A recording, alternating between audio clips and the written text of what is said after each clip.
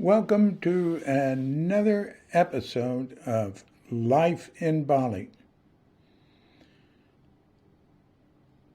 I'm DC Buba of Kuta Audio and Kuta Archives, coming to you from sleepy Sanur with Doggett Bandita, Feline Cuchita, and dear lovely Katrinka. Now, Kuta Archives, the motto of Kuta Archives, or something of it, is preserving the legacy of Shunryu Suzuki and those whose paths crossed his, and anything else that comes to mind. See, this is the anything else that comes to mind part.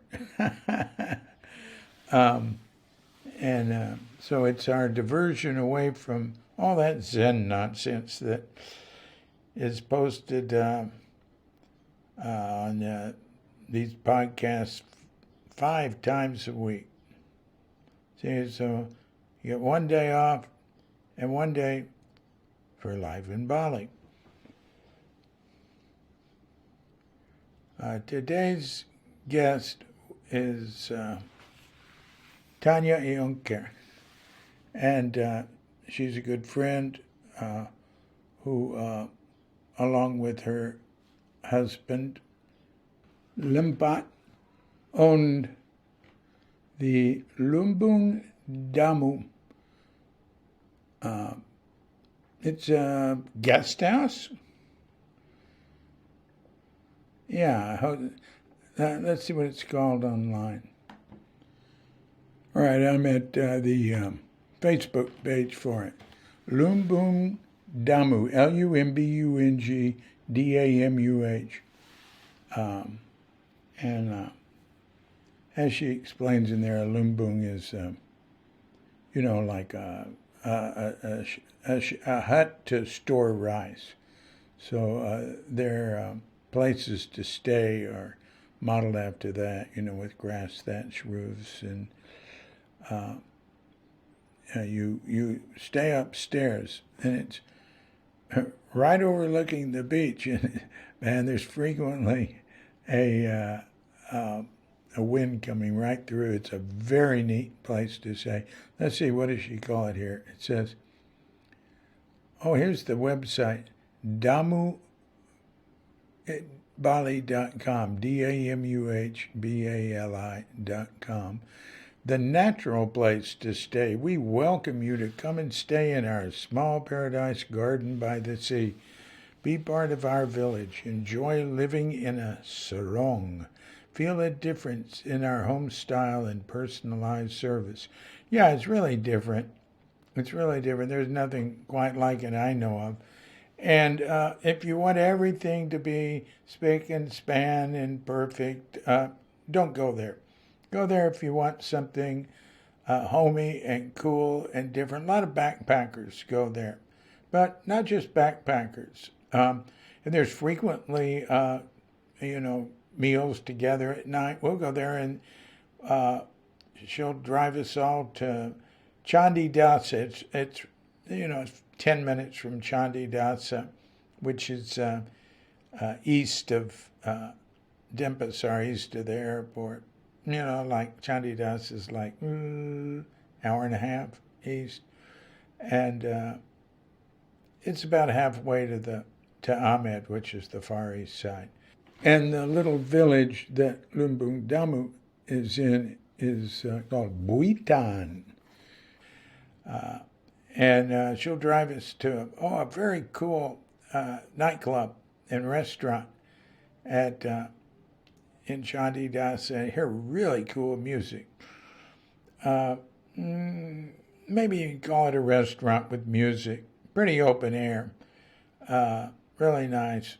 We enjoy that. And we, enjoy taking walks there. It's got very cool snorkeling near it. And like I say in this, we like to walk uphill. Anyway, that's enough of that. I just wanted to plug their place. We like going there. I think we'll go there this year for Katrinka's birthday, which is in November. So we'll start talking to Tanya at 21 minutes and 55 seconds, and we do go on. So the virus here, this is a virus report, in Bali has been on the rise, and the governor has closed a few of the public parks where people gathered because there were people getting together there without masks. Darn, they shouldn't do that. They should just enforce it. They should have people there to enforce it because that's where people go for exercise and to walk around. They're like big, really big parks. Um, uh, we're worried the beaches will close again, but there's just been a lot more virus here. There were 49 new positive cases yesterday. That's with a population of maybe 4.5 million. And they're here in Denpasar, which is 900,000 people. There have been 36 deaths. And it's doing better than the rest of Indonesia, but they're sort of hit or miss sometimes in making people follow the rules. Like there'll be nightclubs that have stuff going on where nobody's paying attention. But overall, you can be pretty safe here because people follow the rules. Anyway, we hope the beaches don't close, and we hope that, like President Trump, we hope it goes away.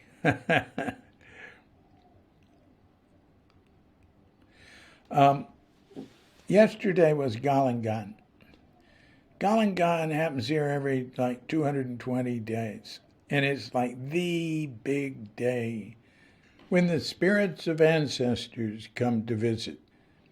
And people put penjures up. A penjure is like a long bamboo pole, really long. And they bend down and they're ornately decorated. And we always have one, but we don't have one this year. And there's none on our little alley. They call them gongs. Because our landlord and his brother lives down there, and he's got a couple of sons on the street. The people on this alley who would have them, which is just us and the Balinese,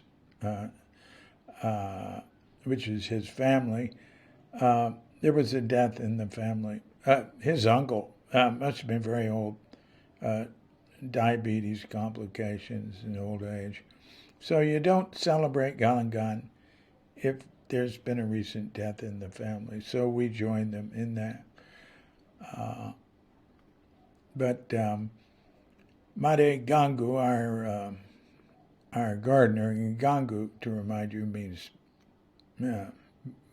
being bothersome or a pest. He was here, and he was, telling me, as he always does, that he has no work. Maybe just does, but I don't know. He's always hustling, so you never know. But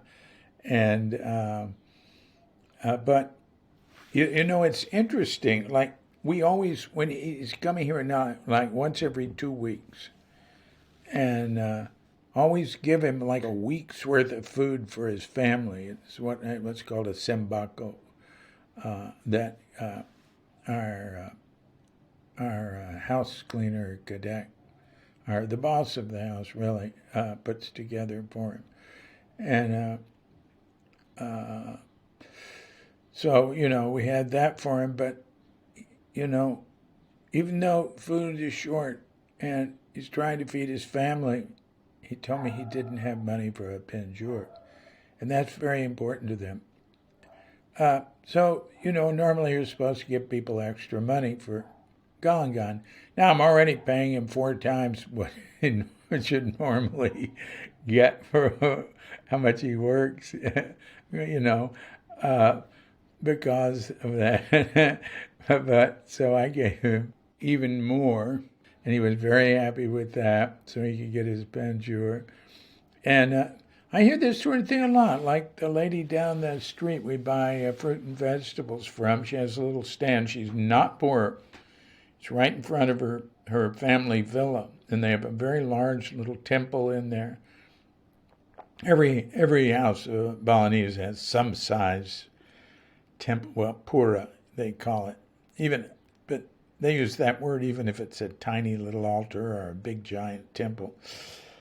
But anyway, she was telling me, not recently, this is a few months ago, that I didn't have enough business and there wasn't enough money, and she couldn't spend the amount she needed to spend for the ceremonies. I mean, that is like the major expense for people here. It's just ceremonial stuff. It's just all the time happening. Anyway, there's another development here is that Katrinka has started making cookies. Now, when I make cookies, they're not cookies. Cadet calls them kue keras, hard bread. Hard, like hard cake. Because I just use whole wheat flour, black rice flour. There's black rice here. And then the paste from making almond cashew milk. And then the muesli we make. And the muesli we make is half nuts and fruit, dried fruit, and then more nuts and fruit. So it's like, I call it an Indonesian kue bertenaga, which is like power cake. But really, it should be called bread. It's power bread because there's nothing, I mean, it's unleavened. There's no baking soda or anything in it. So it's like a little brick. I mean, that's what I like, you know. But, you know, Katrinka's more traditional, and she does not eat mine. And she's made some really good cookies, some peanut butter cookies. And she made one, it had no flour. It was just peanut butter. And I wanted to do one with peanut butter and sesame butter. So we're doing that sort of stuff. But, God, you know, I got to be careful. Because, and I'm way down on how much I'm eating of this stuff, because I taught Cadet how to make nut butters, and they were too good. I can't have them. They're too good. So I stopped making them because, you know, I'd get one of my like we call them the Mighty Mites, my little power bread, and I dip it in like cashew butter or peanut sesame butter or something. Oh, God, was it good. But, you know, since Katrinka came back, I've gained about 12 pounds, so got to cut back on that. So, I mean, then today she had me test some cookies she was making. But anyway, this calls for discipline and willpower. And as for an accident report, last week I mentioned that I had fallen down, stepping over to collect Bandi's kotoran, dirtiness, droppings. And, you know, some little piece of metal sticking out from the sidewalk tripped me. So, bang, I fell down. But it was in dirt, you know. And I said the only thing that hurt me was my thumb. That's, you know, that healed very quickly. But one thing I didn't notice is that I'd skinned my knee a little bit. And you know who told me? I didn't realize it was Bandita, our dogette. Because I noticed her. She ran up to me and started licking my knee. She just kept licking it. And yes, she always knows if there's something wrong. She's a medicine dog. So there was another wound there. And then today, a very small one, but I bruised something else. You know, that my thing on the thumb where I fell down last week was like a bruise on the meaty part in the fleshy part in the palm of my hand that comes down from the thumb where I'd bang and fallen. When I fell, I used that to break my fall. You know, I find when I fall, and which I do a lot more now, it's like being propelled down. It's like I can really feel gravity. It's like bang, smash. But my body just knows how to land so far. It's incredible. I've had some really bad falls in my life. Maybe not compared to a lot of people, but, you know, one in Japan where I went off a little foot-wide granite bridge over a drainage ditch. I must have fallen 6, 8 feet. I just thought for sure I had all these broken bones and everything, but I didn't. And, you know, when I look back on it, as soon as I started to fall, as soon as I knew it was happening, my normal mind was gone, and I went into automatic survival mode, and it was like slow motion. My body adjusted perfectly to land perfectly so that it didn't hurt me. Except it landed on my shoulder, my left shoulder, and I still have trouble with it. I can't raise it very easily, but I can do anything I want. And I fell off the ladder once, same place, same thing happened, the same sort of experience. But what I did today to get a little bruise at the end of my little finger on my right hand, it'll go away real quick. It doesn't really hurt much. But I put my hand down to open the bamboo gate where we keep brooms and little tools and things. It's like our corporation yard up front has a little reed roof over it that we put in, like a traditional roof, you know.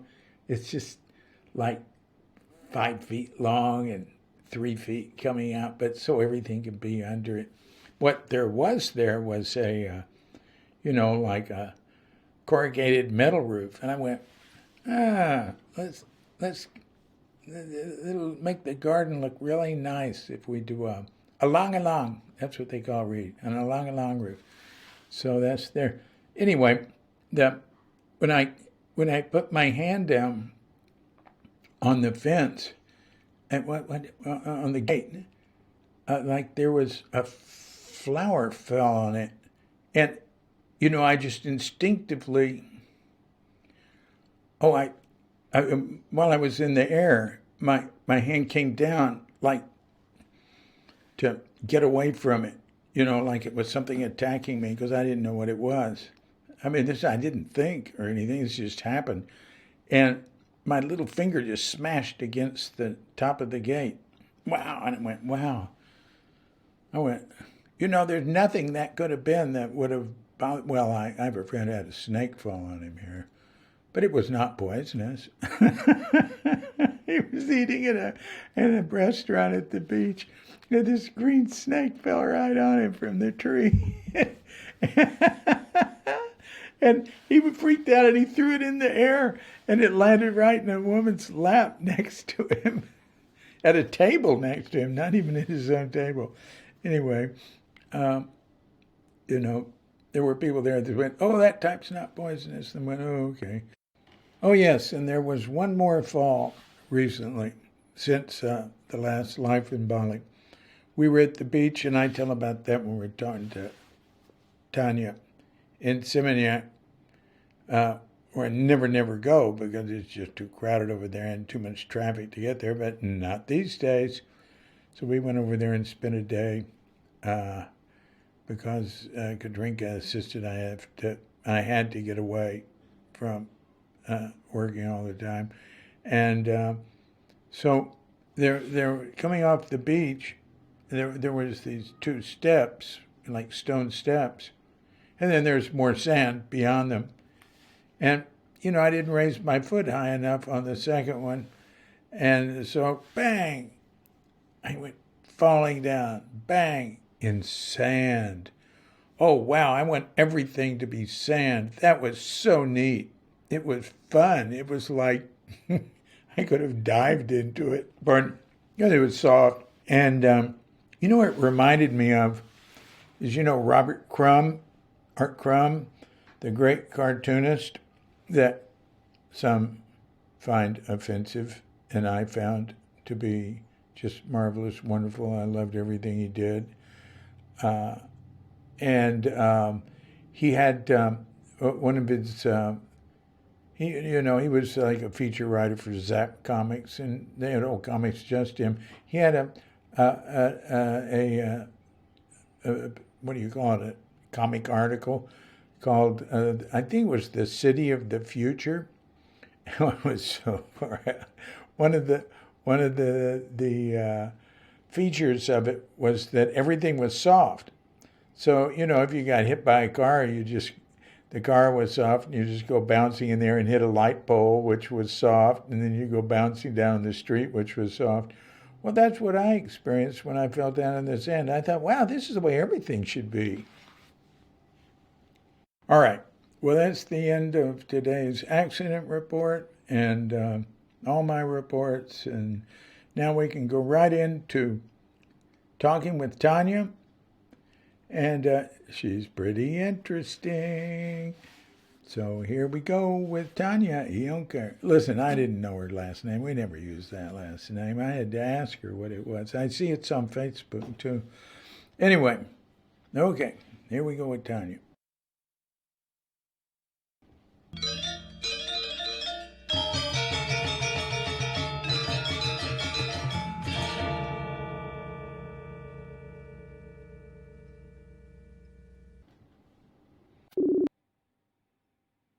Hey there.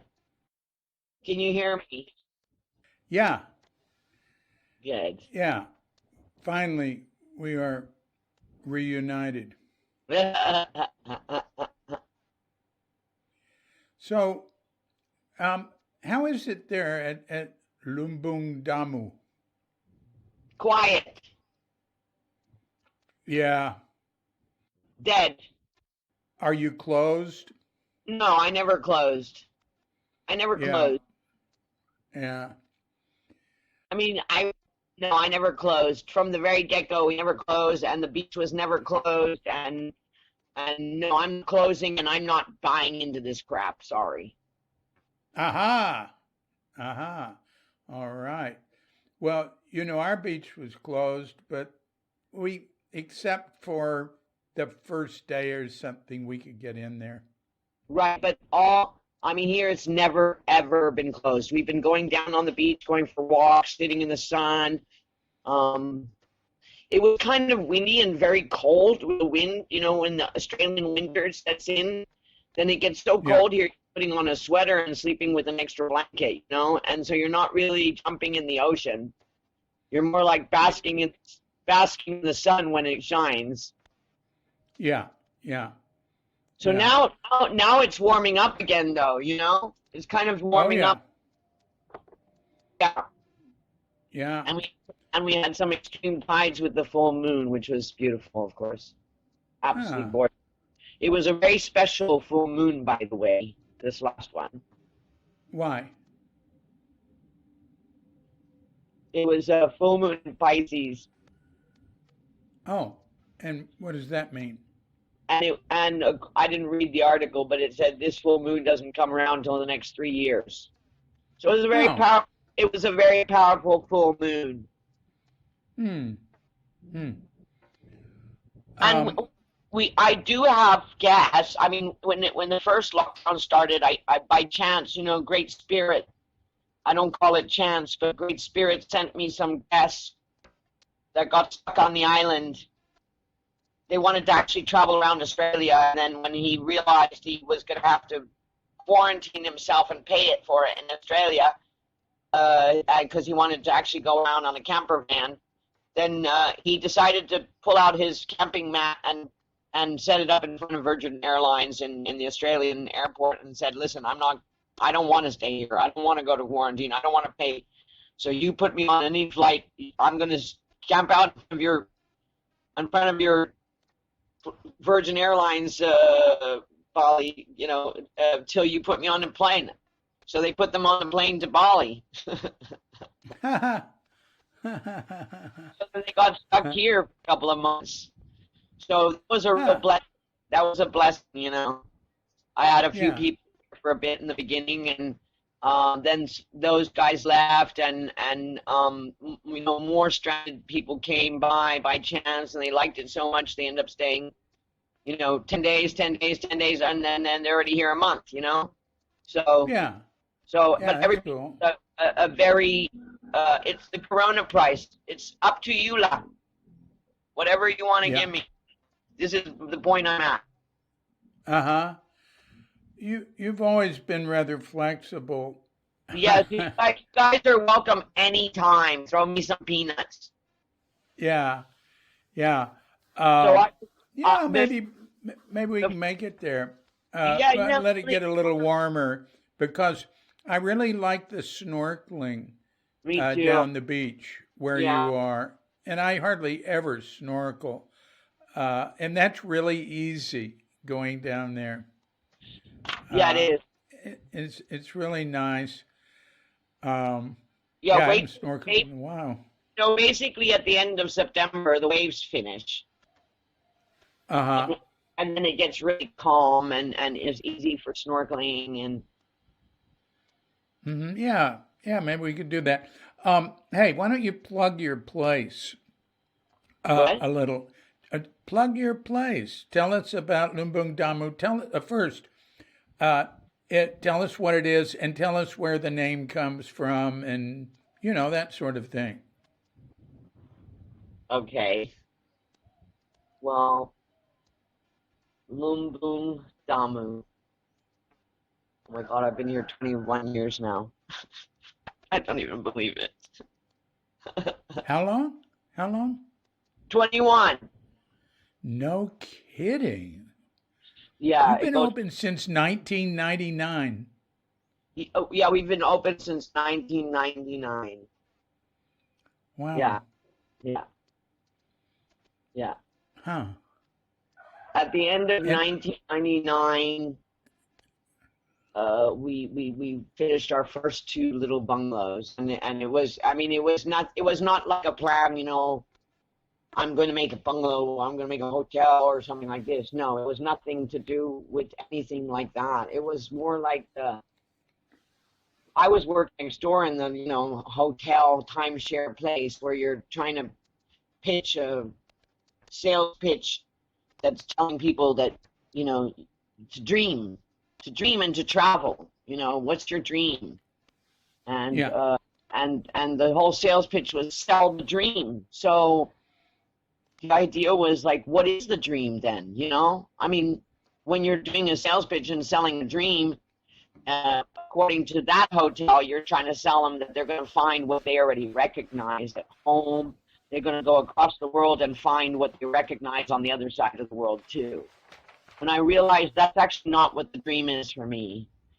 When people go and travel across the world to a small island somewhere in a tropical sea, they want to have another experience. And the dream is more like Lumbung Damu, actually. Mm-hmm. And this place was a garbage dump. So actually, it had nothing to do with up a hotel. It was a garbage dump, and I felt moved to clean it up. You are a real project person. I've noticed. You've built that whole little community center down the street. Yeah, well, the crazy man from the village, the village next door, the guy who's the crazy man, so to say, he fixes shoes and he goes up the mountain and drinks his palm wine till he's silly. And he comes by here and I says, hallelujah, Puji Tuhan. And the other day he actually said, oh, we should call this village Tanya. But that's what came from his mouth, not from mine, Well, how is that little community center or whatever it is. I think Corona's actually broken down a lot of stuff Well, yeah, since yeah. since the Corona. The women don't come to yoga anymore. The village ladies, and Mm-hmm. I've spoken to one. She said she's continuing on her own, otherwise she doesn't feel well. I said, that's fantastic. Let's get together. She said, but we can't gather. I'm like, what do you mean we can't gather? We're like 6 people in a room in a huge space with the wind, ocean breeze coming through. Yeah, Well, what's going I agree on? with you. Yeah. Don't even check in. I can't tell you how lonely I feel. Oh, oh. And thank goodness my friend introduced me to another friend who's a diver, and she opened up a dive shop. And actually, because of this new friendship, I've had a lot more people to mingle with, Mm-hmm. yeah, and create like some great friendships or conversations. And these people have been coming by. So my friend actually organized a weekend with divers here, and that was fantastic. They were diving, then we had a buffet dinner, they had massages. They made the whole village happy. They bought some beers. That was just this weekend. And Oh, really? yeah, yeah, Ah, yeah. ah, So good. we want to do more of those kind of little weekends at the moment with the situation the way it is. I've actually enjoyed, I must be honest, I've Yeah. actually enjoyed that the world slowed down, because I'm yeah, I'm kind of slow. The world got You're too kind of slow. well. I'm fast but slow. Do you understand? Like the world got too fast with the whole system Uh-huh. of the booking and the guests coming over, and everybody wants to do everything in one day. They want to see the world and every waterfall on the island in one day. And as the 20 years have gone along, I have seen the change in the way people do, tourism or they used to Yeah. come and stay for a week. Now they come for a day, and they expect the world. Uh, And it's just very interesting to see over the 20 years, the trend and the trajectory of the way people travel or the way people experience. mm-hmm. Mm-hmm. And this has slowed it all down, and it brings it back to what the magic of Bali is, which is, the magic of spirit. People show up at your door by chance. It wasn't because they booked something online and made you a bad review after one night because they saw a little bit of dust or something. No. So Yeah. it's just changed a lot with the speed of things. And so this whole kind of slowing down has actually it is much better. You get a chance to meet people twice, and they're not in and out in a day. They come back. Yeah, you see familiar faces again. Where like people did in the past, they came to Indonesia and they spend a month or two. Now they spend a week or two. Yeah. Yeah. I've met people there who were staying a long time, and I've met people there who had been there a number of times. Right. No, I mean Lumbung Damu is special, and everybody um, loves it. Now, I want to comment on your thing saying you're sort of slow, right? Here's what I think immediately.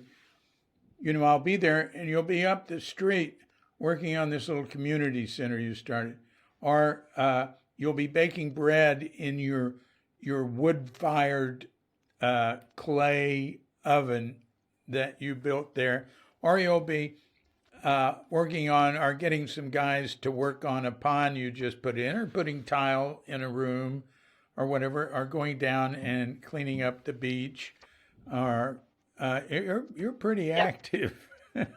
I know, but recently I've been very glued to a chair, like in a space of I don't know how to skyrocket out of here. Well, it's just a phase, just a phase. You'll, you know, Well, I don't. really know about that. I can't even express all this stuff. I don't know. I don't Yeah, know. It's it's very, yeah. It's held together by me jumping around. Because during this corona, yeah, I've been trying to be creative. I made mulberry jam. I made peanut butter. I've been selling bread to Ahmed. I mean, prior to the corona, I also sold bread because my friend loved it, so he wants it for his home state. So, I've been selling bread, and that hasn't stopped. It's just slowed down majorly. Uh, uh, uh, I help another friend who makes beautiful sourdough bread, and so I sell that and make a little bit of money here, make a little bit of money there, just trying to just get by. yeah, yeah. It's And also, you know what? It's not la- about filling the belly because we all can eat a plate of rice and we're full. But it's life has had nothing to do with just filling the belly. yeah, It's it's about that contact with the other human beings that that when they see you, they light up and they shine and you shine and yeah. So this little diver crazed community in Ahmed, these people have been, yeah, they've been coming by. I've been like acting like mama sometimes and yeah. But yeah. I cannot, I don't know. Lempot is like switched off. He's what? Switched off. He's not working? No, completely switched off. There's disconnect. Uh, uh, I mean, he's like a landscape gardener, right? No, he doesn't do anything, dude. Dude, I can't even tell you. I cannot even tell you where we're at. That happens. Yeah, sorry. Hey, the would you explain the name of your place, Lumbung Damu? Yeah. So basically, Damu is the name of the great grandfather of Lempot. And he owned this land, and he wasn't with us when I came here. But hearing the stories about him, the great grandfather, and he must have been an amazing guy. And he came Uh-huh. over from Lumbongan, and way back when, and he had a lot of land here in this village, and he had this land, and it had been used for some kind of bungalows, but they were not. They were had been broke. They broke down, and so there was only like garbage rubble left over from these previous bungalows, and Mm-hmm. there was a lot of garbage. It became like the local dump site, basically at the beach. Mm. Yep. At the beach, great. Nothing, nobody's there. Let's just throw our shit there. So everybody did. They threw, there was batteries here, there was straws, there was everything, and people were throwing their garbage. So when I met Lempot and he showed me the land, I had a feeling, a very strong feeling that the spirit of the great grandfather was there and was asking me to to clean it up and to Mm. convey a message that if the family gets a piece of land, that they're meant to care and love and respect the land of Bali and their Mm. land that's gifted by their great grandfather. So I've just felt the spirit calling me to clean up. So that's where it started. We just cleaned up. And Yeah. when I had a break from my work, I look for Lempot and we'd sit in the middle of the wild garden and garbage and just be in the beauty of yeah, of being amongst the trees. And so we cleaned up and we hauled a lot of garbage out of here, like so much. I can't even remember how much. And Wow. and then Lempot's brother, who was 16 at the time, he said, you can't just clean it up because if you don't do anything there, people will continue to throw their garbage there. So Mm-hmm. it's because of Bonjour that the next step came along because he said you can't just clean it up. Nobody, people aren't gonna, they won't respect that you clean it up basically. Because they're gonna just go and continue dumping their garbage if you don't go and do something there. So Yeah. we built the two first. I love the little huts and these little huts that I saw driving around close to Ubud, and you all of a sudden you're back in a little girl's dream and you see this little hut on stilts with a grass roof and a little ladder going up to it and one little door and maybe a little window and you think, wow, that's just a little girl's dream. Yeah, And that's a lumbung. and those happen to be lumbungs, which I found out were lumbungs are a rice barn, and normally every compound in Bali would have had a lumbung as well to store their rice, and Right. that would be upstairs. And if you had guests to come to sleep, they would sleep downstairs on the bale, just like outside style. And Yeah. so I thought, well, that's the guest room then. You're telling me the lumbung where you store the rice usually. And downstairs, if you have friends and guests and they spend the night, they end up sleeping there. So I was like, that's the guest house, we need these little huts. So we built two little huts. And it was just like a little girl's dream, basically, to have a little hut, look like a little tree house in amongst the trees. Mm. So we put up And yeah. put up the two little lumbungs, and then at the time I was already pregnant and I was living with Lempot in his little room at home where, it was a very basic, very tiny little room with metal bars and tinted windows. And I thought, wow, no, this is not, I don't need metal bars on a window and I don't need tinted windows. I need light and I need the garden, and this is the paradise that it is what you make it and how you make it. So if you turn it into concrete and air conditioning and bars, and then you've already lost the beauty of the magic of the place, Yeah. which we discovered when we started to clean up the mess. So, and when we had the two little rooms, we lived in his house over there, and I sat in the room and I got very inspired to paint and draw what I imagined the bathrooms would look like. So I was there doodling and manifesting by doodling and drawing like the vision of the two little bungalows. Mm. That's how it kind of started. And then we made those two bungalows, and that was it. First we had two little bungalows, and I'd run across the parking lot and bring a thermos and tea and coffee and breakfast for our guests. Mm. Yeah. Mm. I'd cook in my mom and my mother-in-law's kitchen at the time, very, very basic. Speaking of your mother-in-law, how's your father? My father is here in Bali. He's 90 and he's doing all right. I was actually going to jump up and either visit him right today or tomorrow morning. He's up at my sister, and he's losing his mind basically. Well, I talked to him about a year ago, huh? And he was Yeah. really interesting. He's very interesting. He can tell you every detail of his childhood till a certain age, and then all of a sudden now, if you tell him your name, then he'll forget after 5 minutes.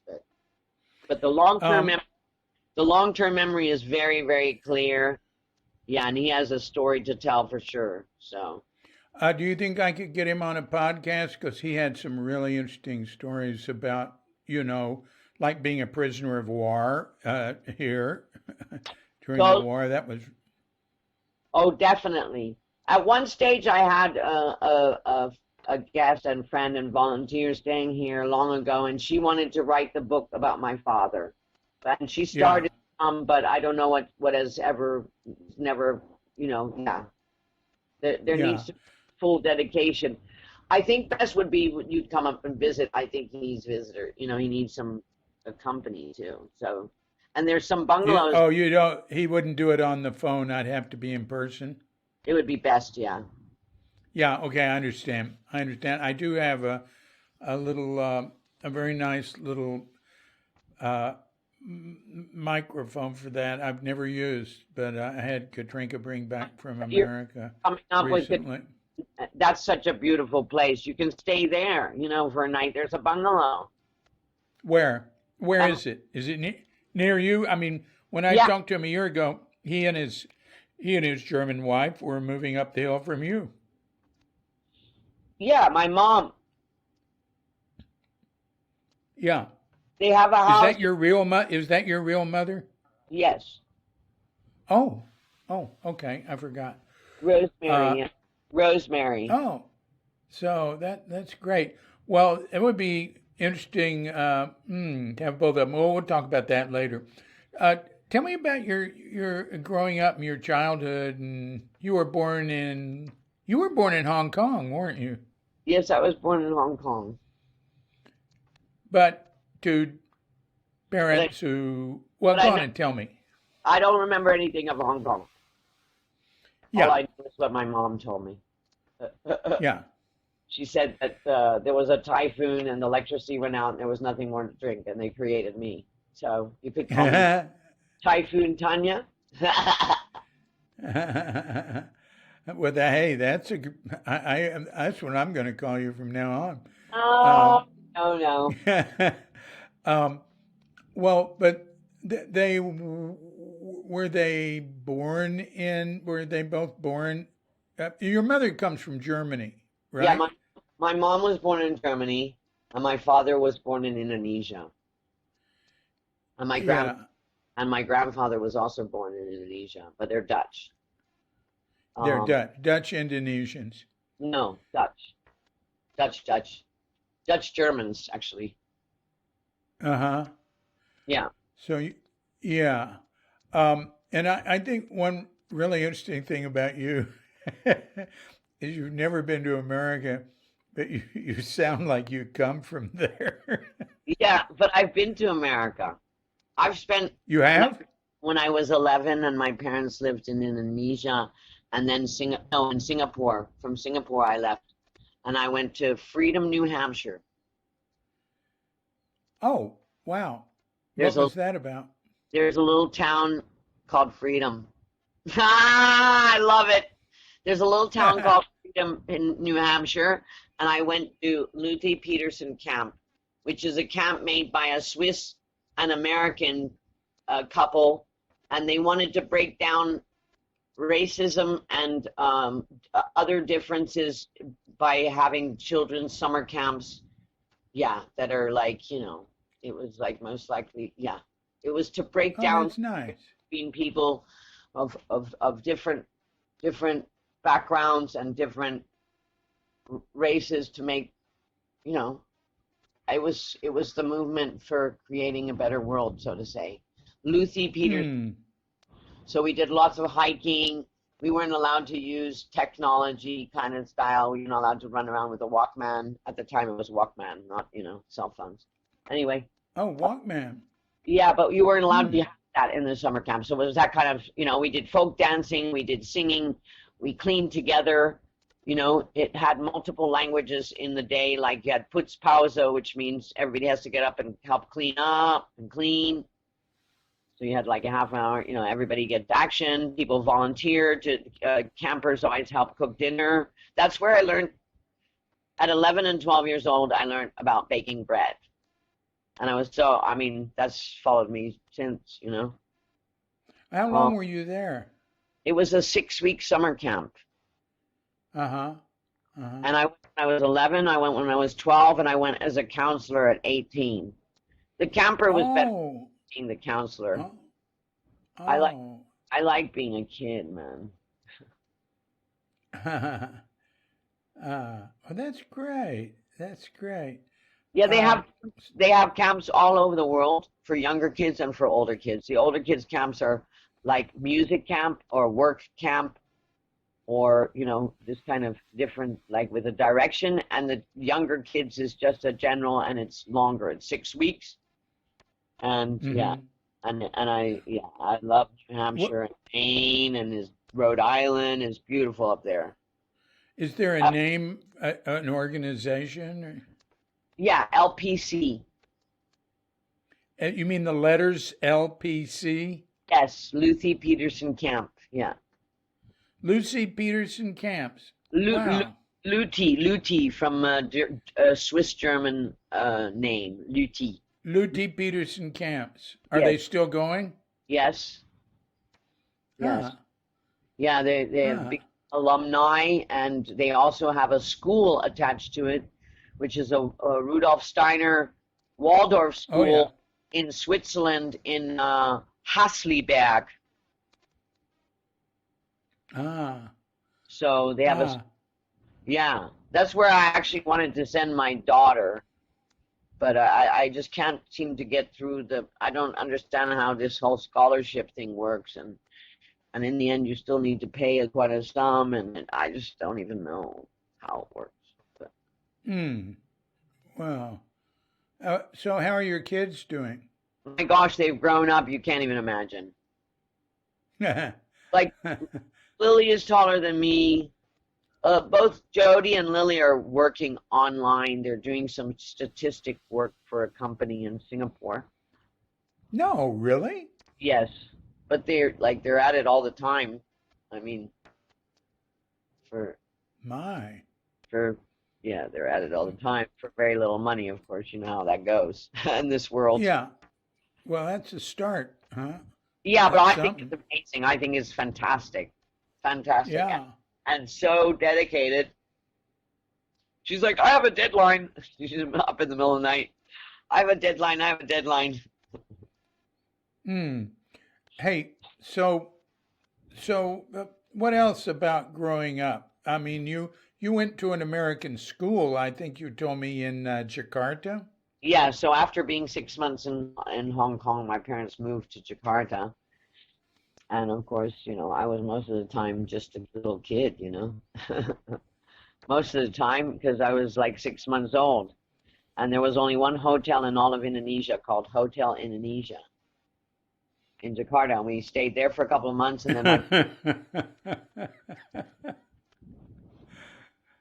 yeah, Wow. it was the hotel that Sukarno had built. So, and it's still standing, but they renovated it.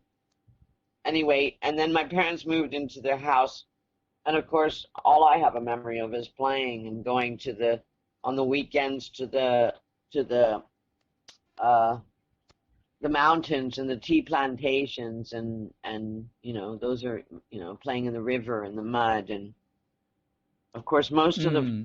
few years are, being really like a little baby. Yeah. All, I have a real recollection of a friend called Zoe, and she had a bunch of curly hair on her head, and we had chicken pox together or something like that. That's all I remember. Yeah, few Well, memories, few memories here and there, hmm. and horse riding and running around in the tea plantations, getting cold and jumping in a big bucket, the mandi bucket with hot water, in it, up in the mountain. Uh-huh. Those kind of memories, and then all the fun memories. Huh. I, Ah. What, that's what about why as you go on, go on. that's why I created Lumbung Damu, because it was also remind me of some of the huts we stayed on Pulau Seribu, which were gorgeous islands off the coast of Jakarta that you go to, on a weekend, and they had the monitor lizard, but I thought they were Komodo dragons. You're a little kid and everything was huge, and Well, monitor lizards can get huge. they They were can get really. up to like 3 meters. Yes, and they were big in Pulau Seribu, and I remember the coral being just divine, just amazing. And then the little huts, and just yeah. Yeah. I love monitor lizards. And they're not dangerous. I mean, you don't want to mess with them. No, Although you some people have them as pets, but I don't think I would. If you have chickens, they Uh, your chickens. uh, um, so what about as you get older, as you become a teenager? Yep. Anything to share about all that? Well, then we moved from Indonesia. We moved to Singapore, which was like, a total different reality than, which was a welcome change. But after 5 years of Singapore, I was happy to see and to get out of there. But it was a good. Yeah, I mean Singapore is great, but I wouldn't want to be there too long. No. So Uh, my dad worked for Singer Sewing Machines, and uh, he was based in Singapore, and but he spent most of the time he was away from the house, and we lived in an amazing house and huge garden, and we lived on Swiss Club Road. At the end of the road was the Swiss Club, and it was up a hill. Of course, Swiss uh-huh, Club has to be on a hill somewhere. So we used to uh-huh. roller skate down the hill or ride the bicycle or down these hills and just, yeah. It was like a big gutter, and when it rained, we'd get in the gutter and slide down. It was fantastic. Uh, Great times. Ah, And wow. there was a German guy, the German family that lived down the road a little bit, and his dad would take me and his son to this hill where they were like taking, I don't know, where they were mining or taking away the dirt or whatever, and there was puddles of mud, so we'd go and spend a day in the mud puddles. It was um, like so, mud. so you saw Singapore evolve from a more third world state into becoming a first world state, or what was it like when you started? Had it Well, already gotten yeah, fairly modern, or what? it was fairly modern, and but of course there was, the 5 years I was there, they had, uh, uh, uh, what would you call it? A slogan for each year. First year was courtesy is our way of life. So see Uh how huh. that's how it stuck in me too. Courtesy is our way of life. So, because they were trying to get Mm.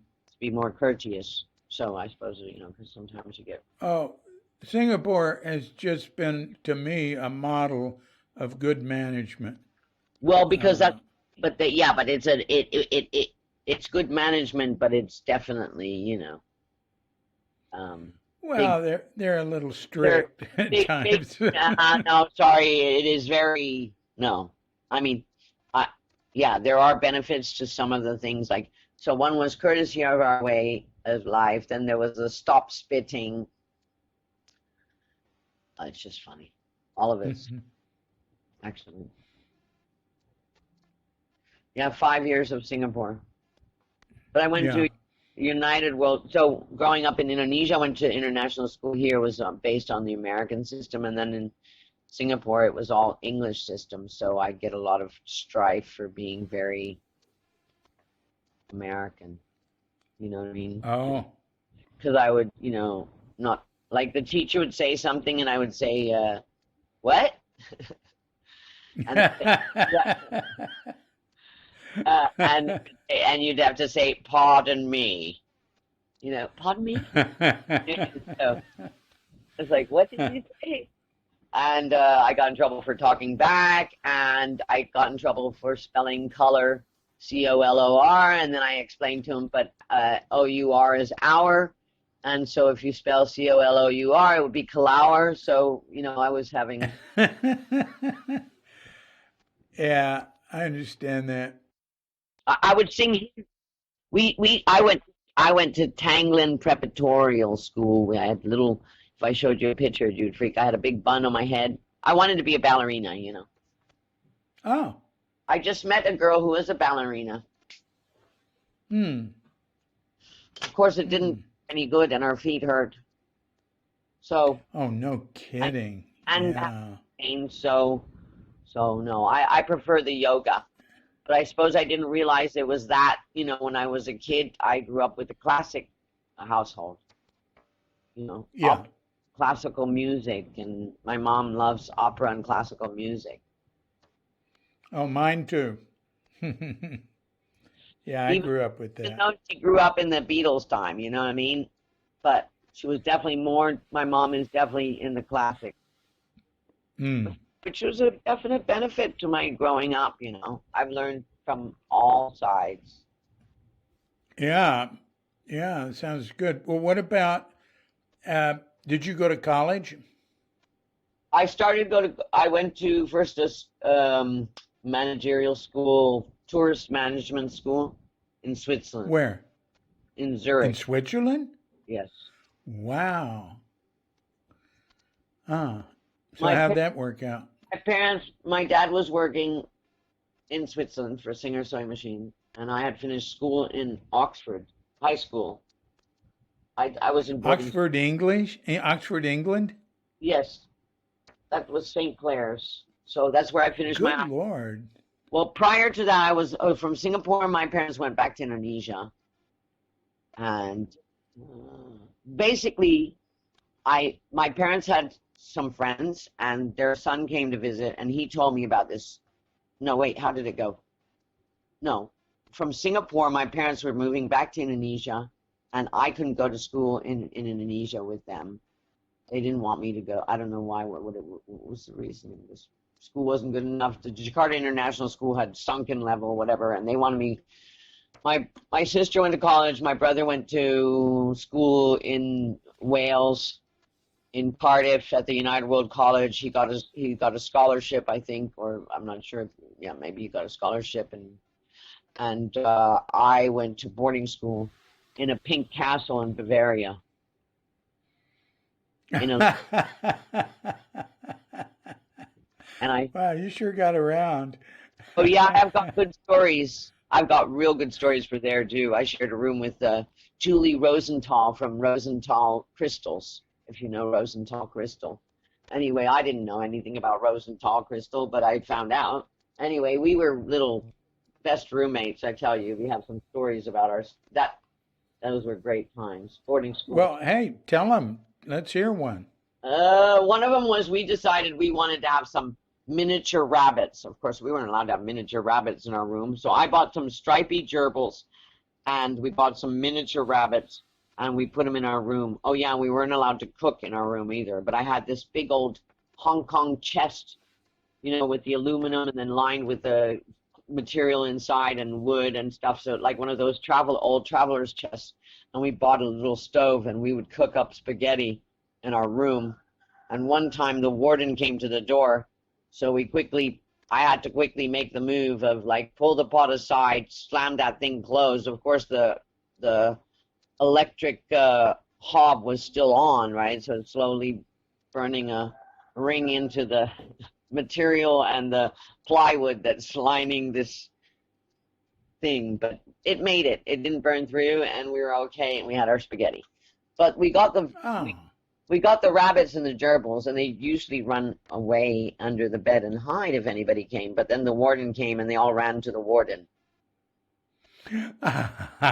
So yeah, that was the end of our. We had to put them on the farm. I mean, that was part of the school too, but we wanted them in our room.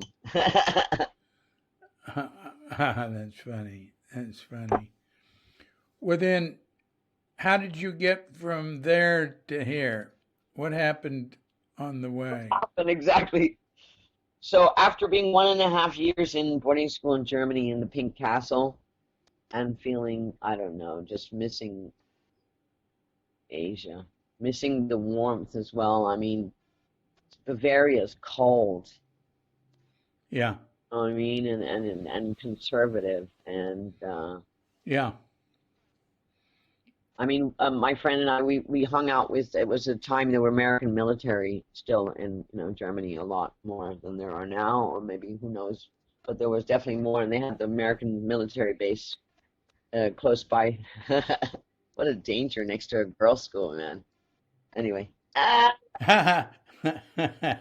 So I had a friend there, and yeah, it was good just to also speak English, not only German. not Yeah. only Bavarian. But I can say some things in Bavarian. Och, Kasselschwanz, Mm. which means Eichhörnchenschwanz, which means squirrel's tail. But Bavarian is very funny language. Bavarian. You know, the Bavarians, they feel like Texans, you know. Oh, is that Oh, right? yeah, yeah, very much. Like Western Australians. If you ask a Texan where he's from, he doesn't say, I come from the States, I come from Texas. If you ask a Bavarian, That's right. I come from Texas. Did you know oh, that? really? That's funny. Yeah. Yeah. No, that's true. Texas has always regarded itself as an independent country that just happens to be part of the United States. Well, Bavaria is the same. If you ask somebody where they come from, I come from Bavaria. You know, they don't say I come from Germany. I Uh-huh. come from Bavaria. Uh-huh. And if somebody comes from Western Australia, they do that too. So I've noticed that. WA. Like I've been there. WA or Tasmania. Ah, Right? That's the kind of thing too that you find. I come from Western Australia. yeah. And Tasmania, I lived in the barn of a Zen teacher from Tasmania for 8 or 9 years. Wow. Wow. I've never been there. Yeah. I've only been to Western Australia. Well, I wasn't in Tasmania. It was in Sonoma County in the United Oh, States. okay. But he was Tasmanian. He's my Tasmanian My friend. And Tasmania is supposed to be like the most hicky part of Australia, right? But he's a highly educated, knowledgeable person. So I don't really know what Tasmanians are like, just him. So wait a minute. How'd you get from Europe then So after being to Bali? well, after being 1.5 years in German school, and it was hard. I mean, I was the youngest in the class, and they're all headed to do the Abitur, which is like the highest level of high school you can do. So I was, it wasn't even my first language, and I was doing everything in German, and it was getting very frustrating. And after 1.5 years, I left that boarding school, and my parents were in Indonesia, and I came back to Indonesia and went to Jakarta International School to continue with International Baccalaureate. So I was there for. Uh-huh. So I was in Jakarta for only a bit, like maybe 3/4 of a year, and then my dad lost his job. He was working for somebody here in Indonesia. And I don't know what happened there. I could go into that whole story if you like, but anyway, he was gonna. And before that all happened, I had met the son of some friends of my parents, a Dutch couple that were like only for like half a year in Indonesia, and I met the son, and he told me about the boarding school he went to in England and how much fun it was and international, and it was a 2-year program to finish your high school. The International Baccalaureate, which allows you to go and study anywhere in the world. So I came to my parents and said, hey, can I go to boarding school? Because I was now all of a sudden, being the only child back at home after there was a big spurt of time. My parents didn't have anybody at home. It was quite a challenging time. Anyway, and I was going in 16, and wait, let me see. Yeah, 16. So going through some, tough times. Although, albeit the fact that when I look back, my mom, she let me to do a lot of things. She now when I look back, seeing now what I see other parents with their kids here, and they're here on travel in Bali. We did a lot of things. I did a lot of things at 16, wild and free in Jakarta. My mom would allow me to go out till 2 o'clock in the morning. Of course, I got to hear it if I was 10 minutes late. But I look back now and wow, she was an amazing mom. She allowed me a lot, actually, compared to what I see happening now. I remember a trip. So I had a friend. He was a school German guy, and Yeah. and he wanted to go to Bali, so he jumped on a bus for 25,500. It was a really long bus ride, and we finally got here. And my parents, we went on a Saturday, and my parents came with my grandparents on a Wednesday, and they were going to stay in Santika Hotel, which is still there, like one of the, and around it was nothing. It was all, it was all like it's up here, That's my memory of Bali, is more like little villages with like green and something in between. Now it's all kind of melded into one big shop, but at that time it wasn't. We stayed at Weena Homestay by Kuta, which also exists as now Weena Hotel, but it was really cheap. It was 3,000 rupiah. You have to remember the dollar was something else, yeah. When my parents came here in 1970, the 300 rupiah was $1. And then in my memory, there was we used to buy cassette tapes for 1,250 rupiah, and that was $1. And beers was 2,500. Oh no, that was in 1990. That was later. I was drinking tea. I still do drink tea. Tea is my favorite tea. I suppose that has something to do with spending a lot of time in a tea plantation and going into the drying, the big hangar where they were drying the tea and smelling that smell. I just love tea. Anyway, me too. Yeah, me too. I think it has. So I remember staying in Weena Hotel and waking up and coming outside, and there's 2 little glasses and some tea and sugar and some bananas and some coffee, and you could choose which, and the thermos, the Chinese thermos that I have here now, because I had such a good memory of that little trip we did to Bali with my friend with the bus. And my mom said, yeah, everything is right. The main thing is that you don't drive a motorbike, right? So on the Wednesday that they arrive,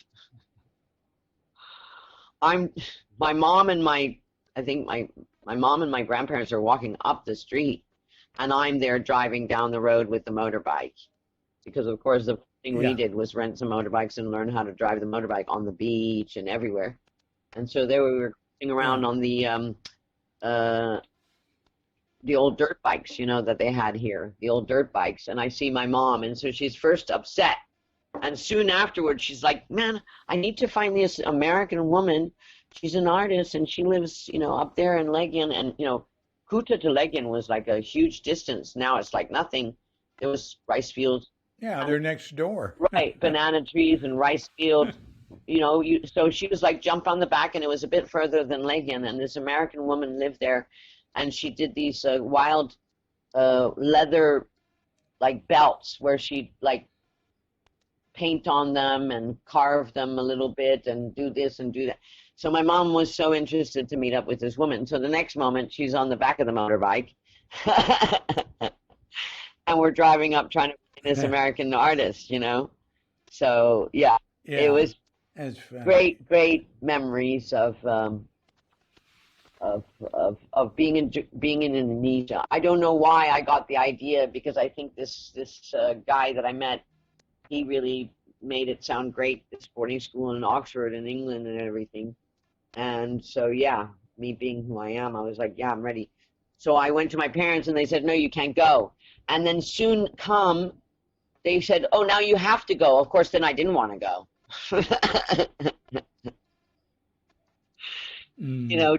School in Oxford. My dad had lost his job. He was uncertain where he was going to go. And so I had to go now to the boarding school that I had suggested that I wanted to go to. But of course, now that I'm being told I have to go, I didn't want to go. But I ended up going, and I had a great time in Oxford and met amazing people, very international. People. That's great. Finally, that were very similar to me. Mom this, dad that, born there and grew up there. Like disjuncted, some of more disjuncted people like me. So, what year was it that you came here on that trip with the friend? 1986. Oh, 86. Yeah. And what year were you born? 1969.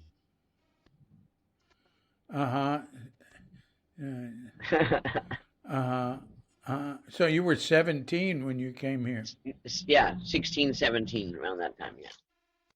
But I came to Bali I came to Bali already at 5 years old with a family trip and my grandparents and my we actually have really old reel-to-reel film back in Europe, and my sister wanted to digitalize it because those things fall apart, you know. They do really. Oh yeah, she should do So that. I think And film is particularly sensitive. She should do that right away. every year every year when we go for the summertime to Europe to see the grandparents, and at first my parents had a semi-detached in the south of Holland, and so for the first few years of my life, my parents would go in the summertime to Europe because my dad worked for these international companies. They already gave home leave, so we would go there and we'd travel around Europe as well. And my parents then decided that my dad didn't like the flatland like Holland, and he didn't grow up there. So they sold that and they made a chalet in Switzerland.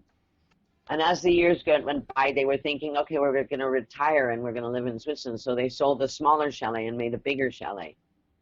So through my years, in the summertime, we'd spend time in Switzerland, in the mountains, and go run across a field and get fresh milk. And with my sister and my brother, we'd be in a blow-up canoe in the reservoir where we weren't allowed to actually be. And my mom would send us off with potatoes and sausages. We'd make fires, across the other bank, and fires, and put the potatoes and eat sausages. And we'd learned windsurfing when it was just starting, but on the lakes of Switzerland, with the wetsuit on, and yeah, we had great times. We'd make picnics by the river. They're so cold, we'd try and hold our ears under the water, your body and your ears, for a couple of minutes and see who could last, and go on hikes and stuff like that. Yeah. Nice. Yes, very nice. And my parents loved Spain because, of course, Switzerland, they were like trying to plan for the future, so to say. I'm sure a lot of people do. And then when the future comes, it's already changed anyway. You know what I'm saying? But they were planning for the future, thinking, okay, we're going to retire and live in Switzerland. And, of course, during the cold season, we'd go to Spain. So they built a house. My mom is very good at designing things. She's actually a master seamstress, but she can also design houses. So she designed a couple of houses, and all these houses she designed, and the chalets and the houses everywhere she's designing. So that's where we get our artistic streak.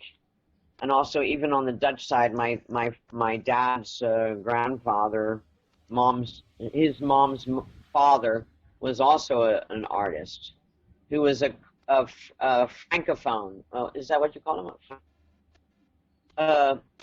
Somebody who's crazy about French people. So he spent a lot of his time in the. A francophile? Yeah. I don't know. It sounds right. Yeah. Yeah. And my grandmother was born on the 14th of July, and he gave her the name Marianne. Of course, everything to do with France. But he'd spent a lot of time. He was nearly disowned by his family because he was an artist. In Europe, that was not the way to make your life or whatever. He spent a lot of time in the south of France, painting the trees and the landscape, and the houses and of that area. He was absolutely crazy about.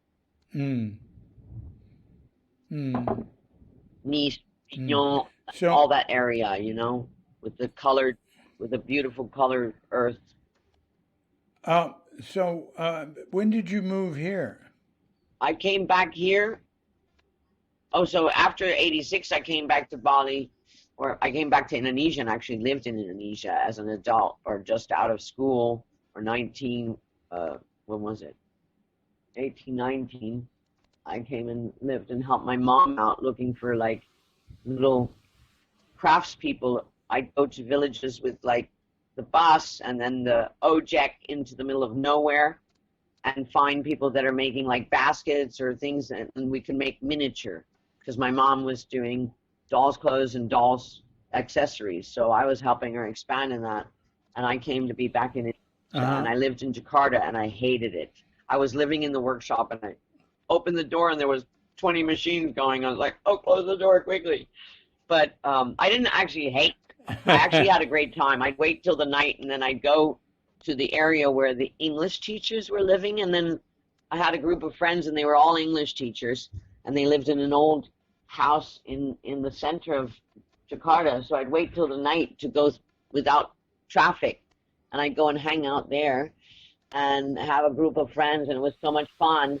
I ended up organizing a wild camping trip to one of those 1,000 islands, didn't even know where the destination was, just had all the gear we needed, and ended up doing a couple of trips to the 1,000 Island with just a tarp and, you know, the water bottle, you know, the water gallon and cooking water and everything that we needed to have a good time, basically. Yeah, that was great. And But at that time, then I moved to Jogja as well, so I didn't stay in Jakarta. no, that's supposed to be the best city. That's the only one where we've been. We loved Oh, it. Jogja is fantastic.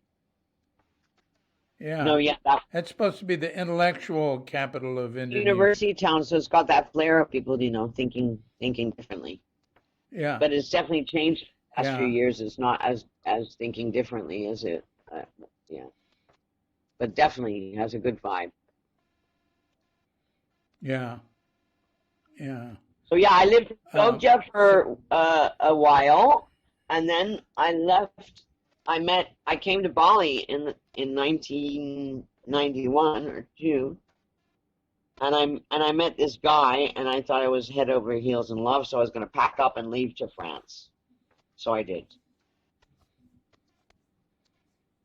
and and I lived with him for a while up in the mountains in where? Courchevel. Where? Where? Courchevel. It's up in the mountain. Where's that? It's like a elite skiing resort in the Alps. Oh. Oh, it's in the Yeah, Alps. Oh, all yeah, right. God. yeah, yeah. All So I right. worked a season there. I worked in a Tex-Mex restaurant. Uh-huh. That's He funny. had really we we were three girls and we were serving like 100 people, man. We were like running ourselves silly. We had such sore feet. And at nighttime, to get from 1,800 meters to 1,500 meters, I would get on a ski boots and ski pants and jump on a luge and with a headlight on and make my way down to where I lived. I lived in with my boyfriend. He in the cable car building. I lived. Hmm. Cable Really? cars took off because his grandfather had made that deal, so he owned that. So we lived in the apartment in the cable car. You mean the cable that goes up the mountain? Yes, where you go for skiing. You know. That's great. You have some great stories. You know. Ah, ah. So then from there I don't know what happened, but I then after the season was over, I decided to go to a how did that happen? What happened there? I met somebody. Oh, I met this American woman. Or did I meet her there or there? I can't remember. But I went to the coast of France to do another season of work, like season, Mm-hmm. you know, for summertime work. Yeah. And I worked for a couple of weeks, and then the boss pushed me, and so I said, "Hey, dude, I don't need to be pushed around." So I stopped working. But the money I did have from like in my pocket from the ski season, uh, I lent to this girl I met, and she said, "I'll be back and give you your money back." And of course, you know, so that I had no job and I had no money, and but I bought a dosha, but I bought a dosha. I ended up buying a dosha, you know, a Citroen, What's that? a Citroen car that you can open up. Uh-huh. I should show you a picture of one. It's so funny. They're called Huh. they're called little ducks, no? Huh. A- And then what'd you do with it? We drove around, and every morning I drink a big coffee in a bowl because in France they drink coffee in a bowl like you're drinking, you know, a soup. I'm not sure. Right. And the little Right. and I lived with this guy, and worked he worked with adult handicapped people, or well, no, you don't call them handicapped. Sorry, That's all right. special Don't need worry about it. adults. So Yeah. anyway, so we cruised around, but so I lived in his house because I had no money. I had a little bit of money. We'd eat chocolatine every day, you know, a little chocolate bread. They drive Uh-huh. in France in the countryside. There's somebody drives around and they honk their horn every morning, and they're the ones that are selling the croissant and the little chocolate bread, you know, the chocolate paste Mm-hmm. stuff, and the baguette. So you know they're driving around. So every day I was eating one or two of those. They were amazing. Mm. They're amazing. Mm. And so I was stuck there till, and the girl said, you know, I'll come back and give you back your money. And I didn't even know if she was actually going to come back. You know, I had lent her like $2,000 or something. And after 2 months, she didn't come back, but maybe 2 weeks. It was a little bit beyond that time period. And she came back and gave me my money back and more money. So, Wow. yeah, so I was pleasantly surprised. But in the meantime, I'd met this American woman who was married to this French guy, and she really liked me because of all my experience in cooking and Indonesian cooking. So I went to her house there, and I catered, like I was making satay and a whole Indonesian meal for her Mm. in her house. But then, of course, her man got jealous. I don't know what was happening there, and he was anyway a little bit twisted and having some problems. Who knows? He was a model or actor or whatever.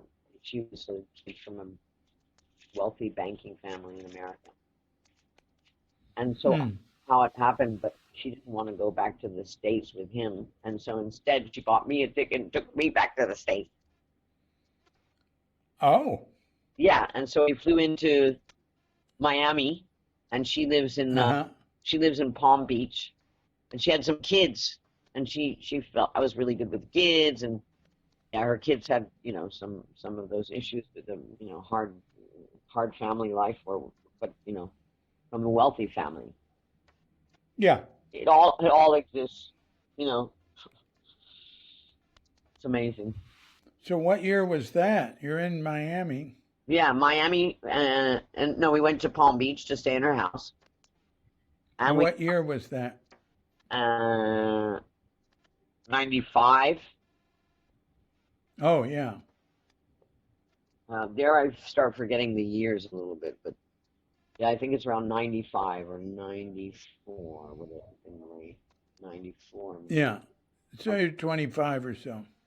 Yeah, around that age, 20, 24, 24. So I go there and we go out.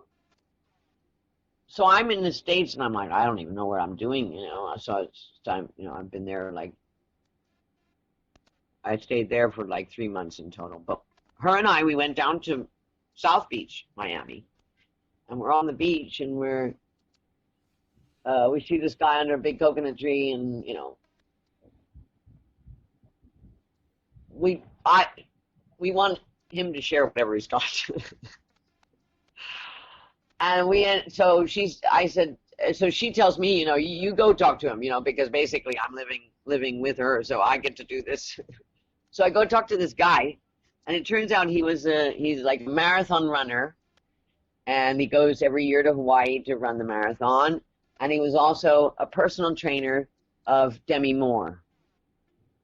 You can't make this stuff up, yeah. I even know his name still, John Burkett. And he was and he was a massage, you know, certified massage therapist. I mean, you can't. Yeah. Anyway, so we end up hanging out, and we enjoy his company. So she invites him over to come to Palm Beach, and he ends up telling me all about Hawaii, because I'm telling him, you know, I'm thinking about going to Costa Rica or Hawaii. I'm not sure where I want to go, and he says Hawaii, and he keeps on saying Kauai, Kauai. You need to go to Kauai, you know, Kauai. So I phoned my parents and I convinced them to buy me a ticket over Houston, Dallas, Texas. I think I stopped. What was it?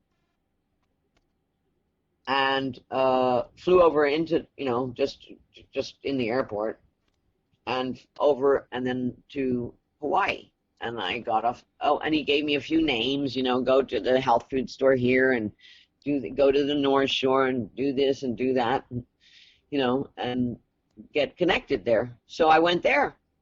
I jumped on a plane and Yeah. jumped to Hawaii. Ended up staying there for 3 years. Oh, really? Oh yeah, Oh, I didn't realize that. yeah. Oh. I lived in Hawaii in Kauai.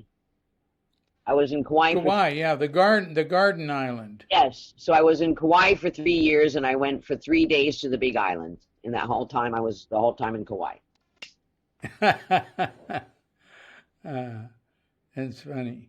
And then uh my passport was running out, and my sister was gonna have a baby. So I thought I better. Oh no, wait, just a moment. There was even more to that. After the 3 years, I met this from Yemen descent Jewish boy, beautiful, with long black curly hair, and he'd play the flute. And it was like fucking, I was lulled into some who knows what. With his and his long curly hair. Eyal. And so yeah, and he was just so different, so different to the typical American. He still, he was living in California, studying agriculture, and he didn't want to live in Israel. But he played this flute. He was gorgeous. Anyway, so he wanted me to come to California, so I did. Oh. And I stayed in and around with him for about 2 months, but he started to drive me a bit insane. Plus, my passport was running out. Where in California? In Oakland. Oh, my. That's where my sister lives. Huh. Yeah, it's near where we're Bay Area people. Yeah, cool. How long were you there? How long were you there? There I was for a couple of months. But, because I think I was anyway on my way out because my passport was running out. And I had this relationship with this guy, and I thought, okay, that's where it's going. But then I realized after being there 2 months, he's still studying, and my sister was going to have a baby, and the guy that she was having the baby with, he wasn't too, it wasn't like they were married or anything, but it didn't seem like he was also keen on working or helping out in any way. So I was coming back to help my sister out. Yeah. With the baby. And where was she? In Germany. Oh. All right. And to make a new passport. So I go to make a new passport, and they say, we're not going to give you a passport. You're on a blacklist because you didn't pay your student loan. And I said, I have no student loan. I only studied for a year anthropology in Amsterdam. Oh, yeah, by the way, after the tourism in Switzerland, I had enough of tourism, man. It was making me sick. The stuff we had to learn was getting on my left nerve, basically. I had a great time in Zurich. We went on a wine expo that was on the boats. That was great. There was some real fun things. I had a really good friend. We hung out all the time together. Her name was Barbara Voss. I wish I could find her again, actually. We had such a great time together. But Zurich, I tell you, man, had some dark scene to it, man. It's not my cup of tea, Switzerland, in that sense. It's got some real... It was great. We hang out close to the school. There was this old factory called the Rote Fabrik, because it was made with red bricks. And it had a art school in it. It had a cafe in it. And it had a kindergarten in it. And it was in this old factory right on the lake. And at this cafe, they played carambol, where you flick this little disc across. And they didn't sell Coca-Cola, which I thought was really cool. They had some other kind of Coca-Cola, which was not Coca-Cola. You know what I mean? Because it was that kind of place where, and you're growing up and you finally realize that, your money means something. You can also choose not to buy or sell. the companies, Mm-hmm. yeah. Yeah. So So you're in that was a good. Germany. No, in Switzerland, and then I decided to pack up Oh, the Volkswagen Passat, which is like a long station wagon car, with all my stuff, and moved to Holland. Because that guy who had uh-huh. told me about, because I hooked up with the guy that told me to go to that school in Oxford. Because because Uh-huh. when I was in, I went then one time for New Year's to Amsterdam, and I thought Amsterdam was way more cool. So, and also this guy and his friends, and he was like, but he was a little bit from this, fraternity kind of reality. But I learned a lot from him. But still, Mm. it was my first long relationship, so to say, with this Mm. guy. And so I packed up my car and moved to Amsterdam. And he was like, "Yeah, you need to go to university and you need to be part of a sorority." Well, I wasn't really part of that kind of sorority, man. I said, "No, no, no, no." I mean, he tried to, but I'm like, "No, no, no. I don't make my friends by them push, like the sorority style where they beat you down and then you call them friends for life." I'm like, "No, no, no, that doesn't work." I mean, I've always been anyway a little not that. I come from the spiritual side, I was into tarot cards and that time. I would meet people in Amsterdam and invite them home, like, in Indonesian style. We'd just come over for a cup of tea, and then he'd come home and he'd be shocked that I had invited some stranger. Uh-huh. Yeah, Uh-huh. mm. but So yeah, I'm Asian in that style. Anyway. so Uh, how did you get from there to here? so from so Germany and Holland, I was there. Oh, wait, so I went from Hawaii back to Germany, helped my sister out, and then I was in Germany for a while, and I was like, this is really, I don't know about Germany, but I'm going to Amsterdam now. So okay, that was the studying part. Anthropology. I studied anthropology there. So I studied one Oh. year of anthropology, and then I met this girl, this lady. She was 10 years older than me, and I had a very similar background to me. Her parents were Dutch. She was 10 years older. She grew up in Thailand. She didn't know where she was at home. She wasn't really at home in Holland. And my boyfriend at the time, the one from the university, he's studying economics, no, political science he was studying. I was studying anthropology. After one year, I really had enough of this studying business. Yeah. I had enough. I wanted to get out there in the universe and the life and make it, happen. So I met her, and we bought two bicycles and jumped on a train and headed to Portugal because her parents, who didn't know where they were going to retire, were building a house in Portugal, and they needed some help because the father had found out that he had prostate cancer, and that they need some help to finish their dream house, which are they even going to be able to enjoy it? Okay, mm-hmm. so we went down there and we stayed in a camping. We had bicycles and we had camping, and with her two kids, and I helped her out with her kids, and um, how does that go? Oh, right. How did that go? Oh, that's when I went back to Indonesia and lived in. Okay, so at being in Portugal, we met some friend. She was really keen on getting a sailing boat, so we were down there looking for a sailing boat. Like, let's sail the seas, let's get out of here, this world and everything. Anyway, she was Mm-hmm. her parents trying to finish their house, but her parents were like, I don't know, they're like, I don't know. They thought I was a witch or something because they were like, she can't come on our property. Or anyway, in the end, I jumped back on the.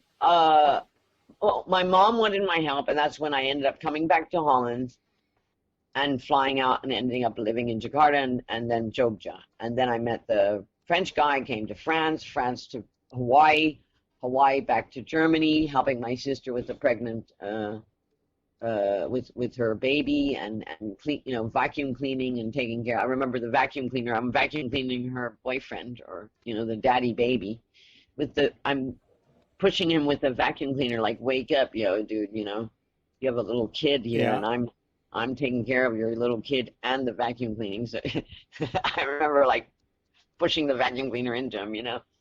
Anyway, lazy guy, really. And and then I went to Holland, and I was thinking, you know, I can't stay here forever just babysitting, because you know I'm just helping out. I need to go find a job, and I'm not going to find one here in Germany. I'm going to go to Holland. So I went to Holland. I went to Amsterdam, and I stay with my friend, and I go every day to the coffee shop to go and find a free newspaper and start writing numbers down for jobs. So I start going to interviews.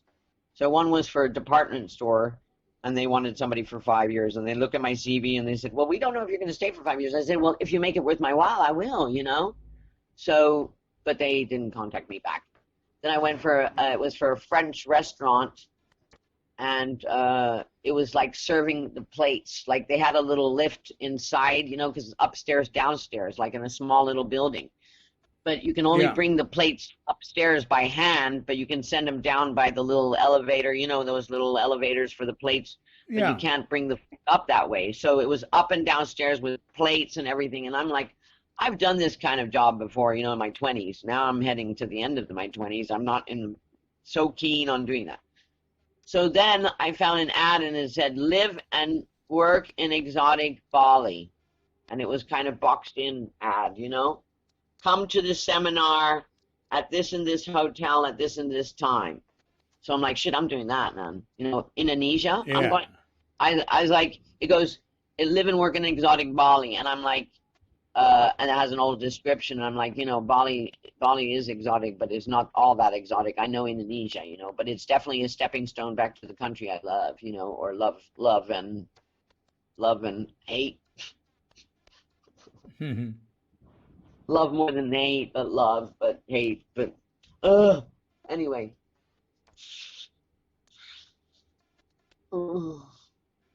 So Checking out the Caribbean. Anyway. So, but okay, so I go to the seminar in this hotel. I borrow some clothes to look half decent and go in there. And this guy is jumping up and down, an English guy, and he's doing like the seminar. And within the first 5 minutes, you know, people realize what it is, not all that, and they get up and leave because they know it's time scare. right. I've been hoodwinked into those things. So is my dad, and over again till the end. He threw it in the garbage, but anyway, whatever.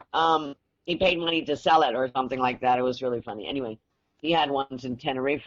So it was really interesting because so I went to the seminar and I was like, get it over and done with. I'm ready to go out, you know, here. So then they say, please line up and register, you know, if you're interested. And so I ran in the line, and I was a third in line, you know, because I really wanted to just get out of there, basically. And so I quickly go there, and they ask me, you know, and I tell them that I can speak all these languages. So, of course, the next day I get the phone call, and they're saying, you know, you want to come. But it wasn't all that. You have to buy your own ticket. So I came, and I bought my own ticket. I borrowed money from my parents again, and I got a ticket to Bali. Yeah.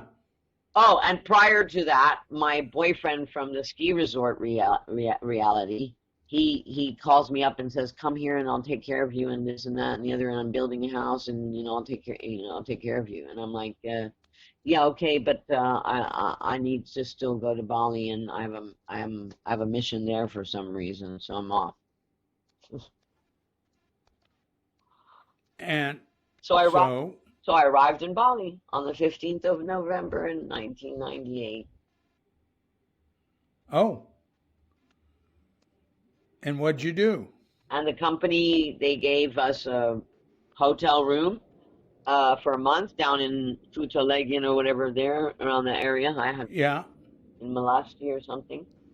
And we go to our work, so I had to buy all kinds of clothes, you know, to go and look half decent, to go and sit in this room and hear some English guys flirting at you every morning, some nasty sales pitch reality and whatever else.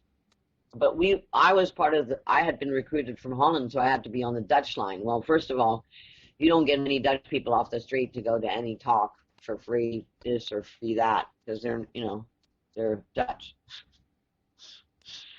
And so, and also being somebody new, you never get anybody good to try and practice on anyway. So I was there for nearly a month and had hardly spoken to anybody except for this one woman I remember. I didn't want to be too personal. They'd say by the warm up, you'd have to warm up to the person and see if they, you know, this, that, the other. Do they have kids? I didn't ask this woman if they had kids. I asked her if she had a dog at home, and that was already bad enough. She was upset.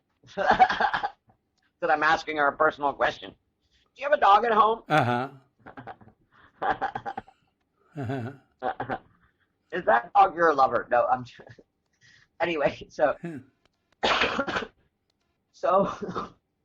a month went by and I hadn't made any money, and then all of a sudden, the in-house manager living on the resort came down to the office and was looking for somebody who could speak multiple languages, because he was getting all these people from all these different countries on free holidays, you know, and they're meant to go on a little talk again, and you're meant to try and sell them again, you know, because they either bought or they didn't buy, but you need to sell. That's all.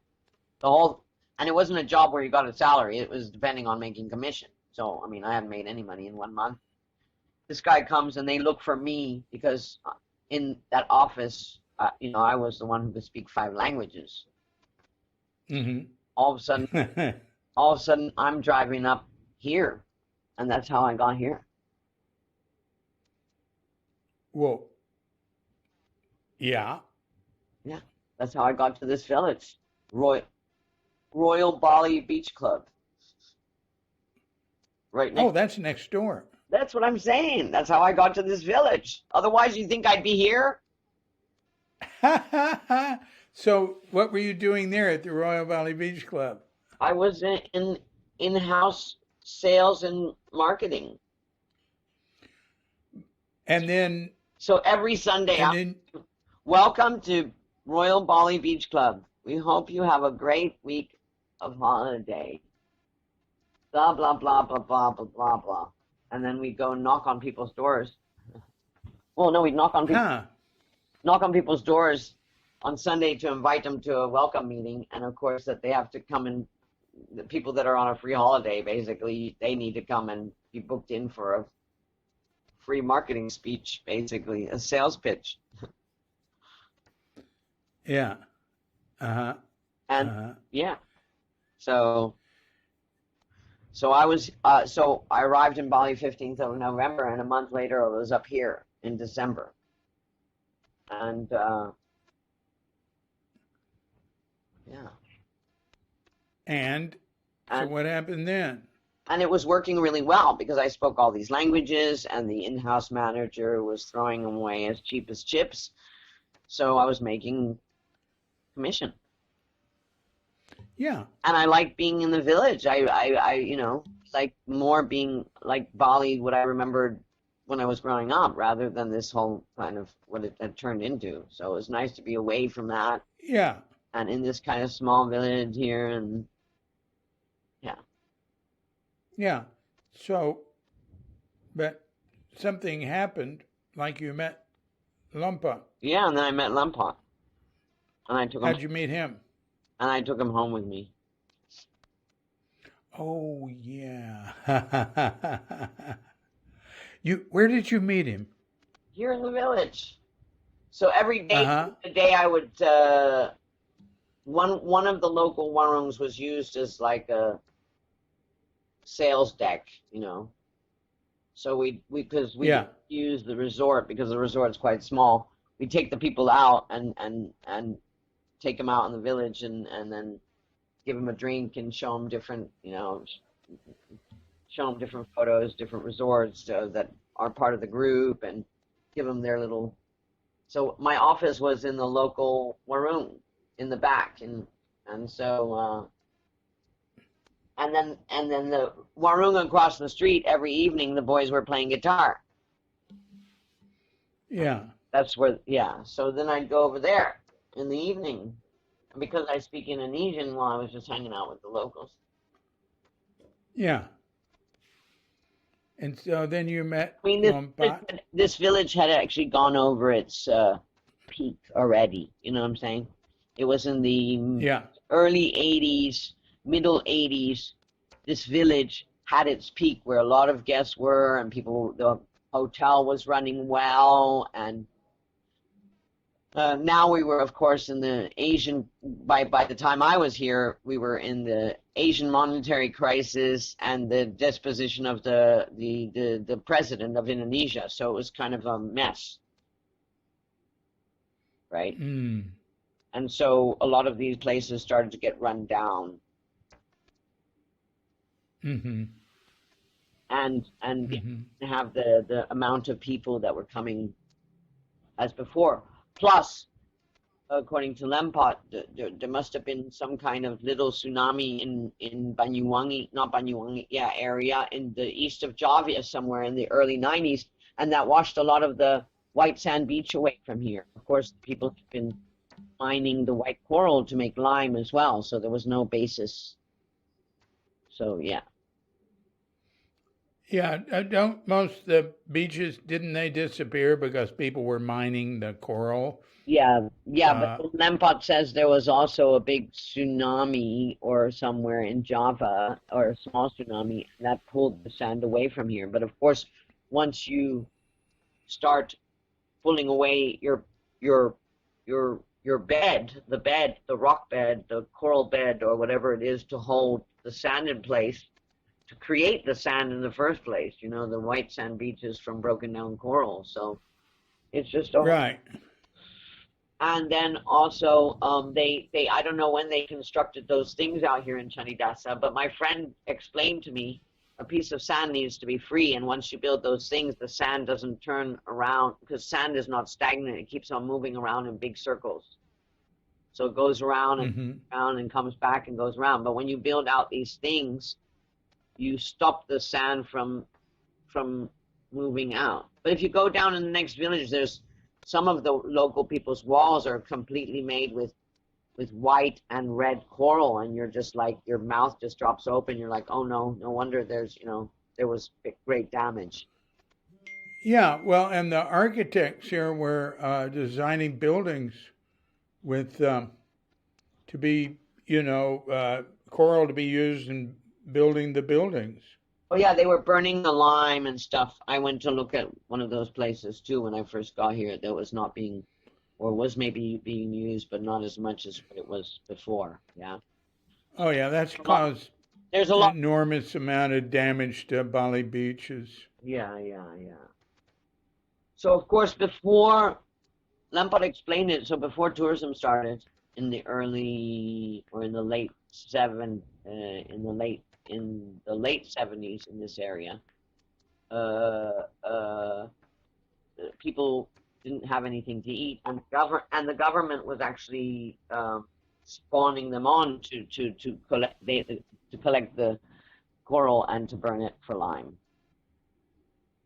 and they make 500 Mm, a day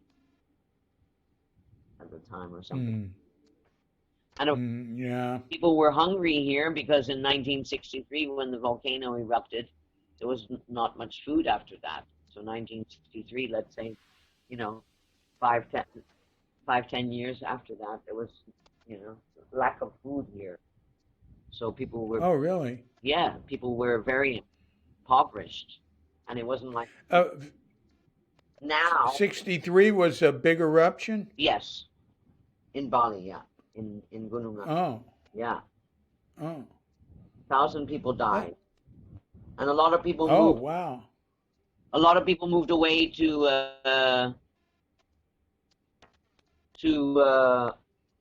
um, Sumbawa.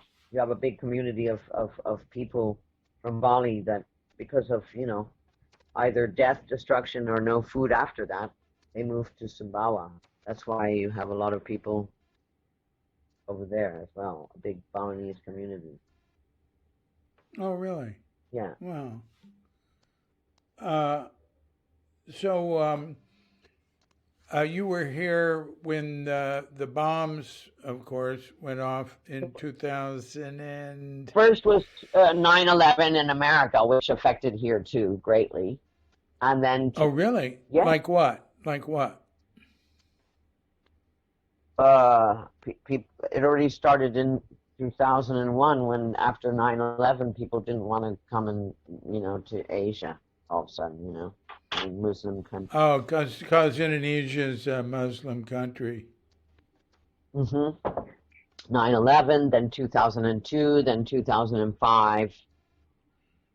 Yeah, when the bombs 2002 was the big bomb blast in Kuta that killed 200 people, Yeah. over 200, Yeah.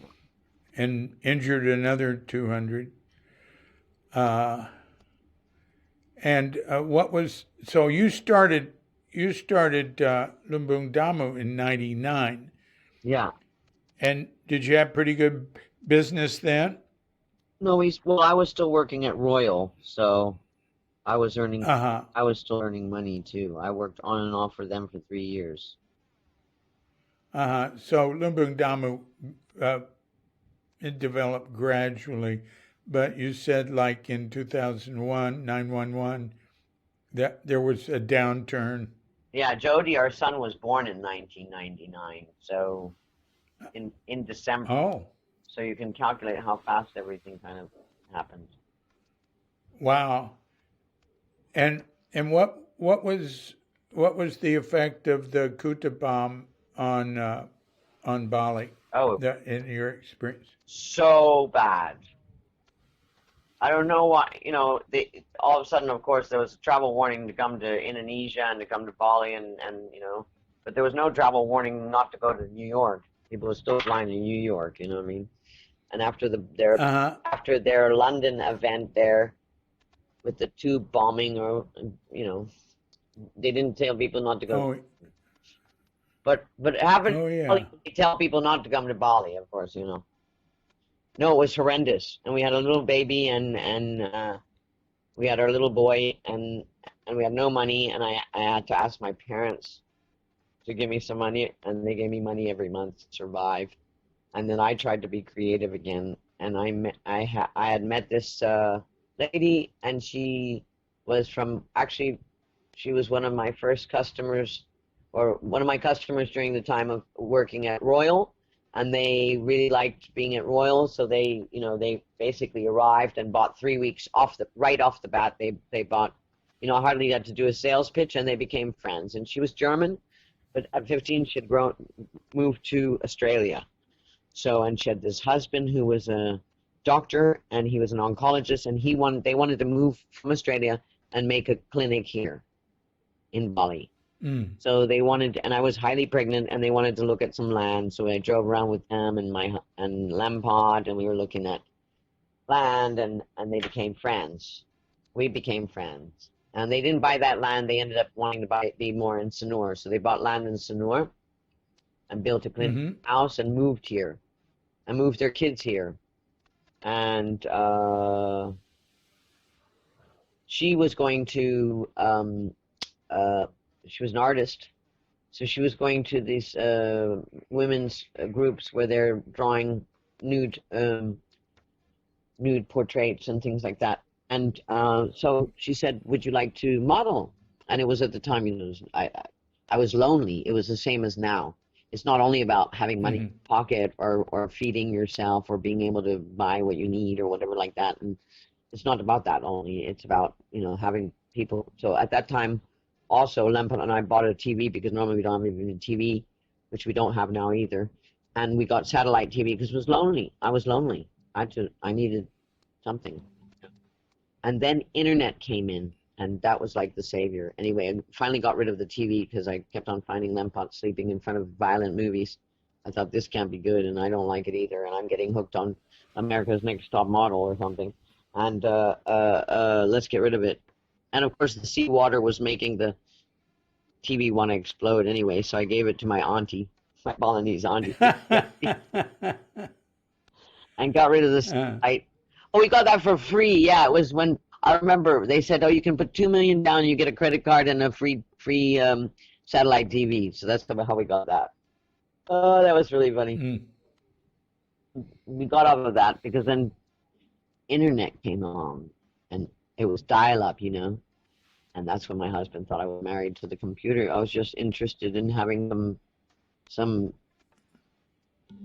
something more than just a tourist coming by and telling him where to snorkel and where to walk up the mountain and whatever. And my husband and his whole reality. And that wasn't entertaining me. He wasn't having a conversation with me. So I had a conversation with my computer, and I was reading a lot of articles. I read a lot of articles. And I was also questioning what was going on in the world because I felt it affecting me. I felt that I was jumping in the mainstream stuff telling me, you know, this is how the world is. And I'm starting to look through those glasses. And I'm starting to not like it. So I want to start questioning it. So, and I've always questioned everything. And I think that, yeah, that's the question everything. That comes from the name Tanya, they called me. In Indonesian, not the way I write my name, though, but Tanya, it means ask. Yeah, right. Yeah. Ha ha ha. So I'm always asking questions. I never thought of that. Your name, Tanya. Well, it would happen because they would say, "What's your name?" And I would say Tanya, and then they're like, "Yeah, but we're asking you your name." And I'm like, "I just told you my name." Yeah, it's like they say, "What's your name?" And you're saying, "Ask." Yeah. and so when I say Tanya, then I would say, and then I would say it again like Tania, so then they would understand that it's Tania. Right. Oh, that's funny. Yeah, see, I never, because Tanya is a name I run into every now and then, so it never occurred to me that the Indonesian word Tanya. Yeah. But now I'll remember it. Yeah. Saya menanya, ya, Tanya. Saya mau nanya. Oh, sure. Saya mau nanya. I want to ask. Yeah. Well, I'm familiar with the word in Indonesian, but I just didn't make the connection. You know, I'm used to homonyms, you know? Right, but that's how all these different, like we were talking about it the other day, how in one, like I studied a little bit about in anthropology, how you'll have one tribe next to another where one means your mom and the other one means, you know, the pig's ass. So, and then people have problems with each other. Like in Germany, for instance, in Holland, slim means smart, you know. Oh, that's funny. Right. Okay, slim. Okay. In English, it means you're skinny. And in German, schlimm, just with a CH in there, yeah. But pretty much similar, right? I mean, slim or schlimm. Okay. Schlimm means terrible. What kind of joke is that? Funny. In English, it means you're slim. In Holland, it means you're smart. And in German, it means that's terrible. Well, you know, I was just talking with Goose, right? But he's called Goose. Yeah. And then his daughter said to me, well, in English, that's the bird, like a duck. Oh, goose. And I told her, goose. Right. I told her that never occurred to me. You know? But she's making those connections, those cross connections. She made the connection, but I never had. Right. I just saw it. My problem was I always want to call him Gus. Gus. Yeah. You know? Gus. But it's Goose. Hey, Katrinka asked what I was doing. She sent a WhatsApp, and I told her, and she said, say hi to Tanya. Send my love to her. I love her so. I will. I'll just tell her when she gets there. By the way, there was somebody, and I was thinking about Katrinka. There was somebody, and I have to remember who asked me, an Indonesian person looking for some help for getting off alcohol. He's looking for a rehab place, but that's cheap that he can afford. But basically, I was like, I just thought of. It's a male? Yes. It's a male? Male Indonesian. There's she's involved with a low cost or even free place for Indonesian women. But, you know, we know Indonesian men who are alcohol counselors, drug alcohol counselors. Right. So maybe something could be worked out. Right. It's really expensive for Westerners. That's what. But I think he only found expensive Indonesian places too. So I think you know. Yeah. But I'm trying to remember. Well, who told me about this person. So I have to try and Yeah, I meet too many people and there's too much going on. I mean, especially with what's going on now on the planet. What do you think? I want to share you. That would be the best. His name is AA is free. AA is free. that's There's a problem in Indonesia with Indonesians not wanting to seek help or be in a group or anything. But if he wants to do it, where does he live? I don't know. I have to try and remember who even told me about this person. All right. Don't Well, know. if you find out, just get hold of Katrinka, Yeah, and she might be able to help. yeah. I'll have to try and think of Yeah, who it was yeah. who told me about Uh, that he knew that's looking for the place that's less expensive rehab. yeah, I know there's a lot of people are in a bad state now, and it's just going to get worse, like psychologically too. Like yeah, yeah. it's not good what's happening. I ran into a Balinese woman who had lived in America and been married to a Frenchman, and she spoke English like an American. It was amazing. I'd never met a Balinese I mean, but she called this place that does free stuff for Balinese women, but then she made the mistake of speaking in English. So, I told her to go back. I told her to go back and don't speak English. Don't speak English. Maybe they could help her. Oh dear. So look, um, So what else? What else can you tell us here? yes, I will. I'll just try and remember. Try and think. I'll ask a few of the people that were here, and see if they were the ones who told me about this friend, so we can send them Yeah, through to where I can get a yeah, bit of help. yeah, The I think now it's very much about the company, and getting together with people that you resonate with. Because I'll tell you what, this Corona, I'm so happy I have those people that order bread and peanut butter. I have to make peanut butter today. yeah, yeah. Um, My friend is doing a coral rehabilitation program. They have a coral garden and they're planting coral, which then they can plant out to coral reefs that are dying, planted into the base rock that's there. It's uh-huh, amazing. Yeah, if you come, uh-huh. that's what we'll do. If you do like snorkeling, if you come, I'll take you in the car and we'll go up and see her. And you can go Okay, snorkeling in cool. the coral I'll garden. talk to Katrinka about that. She has a dive You shop, know, but she doesn't dive anymore. She only does free diving. yeah, yeah. I'll snorkel. I won't dive. Good Lord. Uh, uh, one thing I like to do that Katrinka and I really enjoyed at your place was just walking uphill, just straight uphill from your street. And, getting on those little footpaths. And, about every 20 minutes or something, a motorbike would come down it. But go up there to those little villages up in the mountains. That's pretty far out. Yeah, I promise you, I have a route to take you. If I take you with the car, it's beautiful. It's a place they have Okay, bamboo and just beautiful, beautiful views. Just I'll talk to her about it. I'll talk to her about it. I've been really, really busy because I've been doing 6 podcasts a week. so what do you? Uh, Yeah. So 5 of them are Zen related, okay, and 3 of them are very short. I call them mini podcasts. awesome. Uh, and once a week, it's about Indonesia or somebody Indonesian.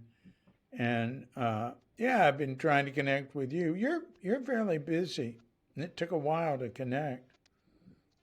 Well, I'm not busy. I just sit here in blank mode for many hours. Last night I went to sleep. Huh. Before I went to sleep, I listened to Alan Watts as well. Something Zen. I love him too. Oh yeah, I knew him. You knew Yeah, him? yeah. Really? Not well, but I knew him to say hello. I'd see him every now and then. Wonderful. I met him when I first came. I met him the first year I came to California, I thought about you and when I was listening to him. I can send you something I wrote on him. I wrote an article on him for some magazine, Shambhala Sun, maybe. Yeah, Yeah. and I don't do many articles, but they asked me to do that, and I really liked Alan Watts, and so I wrote about him, and I know his people in his family, and I knew his wife after he died. Uh, yeah, he's a very important person. Uh, Yeah, he it's a very he really changed things. I mean, he made it possible for a lot to happen in terms of America and the West opening up to Eastern thought and religion and everything. He was a bridge builder. yeah, he was wonderful. Yeah, and brilliant. Good Lord, Yeah, rare a person. wonderful And voice. he was an alcoholic. He was an alcoholic. Really? Oh yeah, yeah. He was bad. Oh, wow. and and and he loved LSD too, and pot. Uh, uh, Oh, yeah, I'm not keen on alcohol. You know where the word comes from? word what? Alcohol. No, I don't. I love to look at the origins of words. Nice, Yeah, me too. nice means stupid and ignorant. Oh, that's funny. That's why English teachers don't like it when you use it to describe things. I lived in a nice house and I had a nice life and nice, nice, nice. Stupid and ignorant. Anyway, but that's alcohol that's comes from Saudi Arabia. uh-huh. Saudi Arabia. It's an Arab word from, from Oh, the word alcohol. So that's where English words come for acting like a ghoul or acting ghoulish. oh, really? Yeah. Uh, well, that certainly can be true. You Uh, please. it's the drug. It It's the drug that has the strongest relationship with violence. yeah, yes, yes.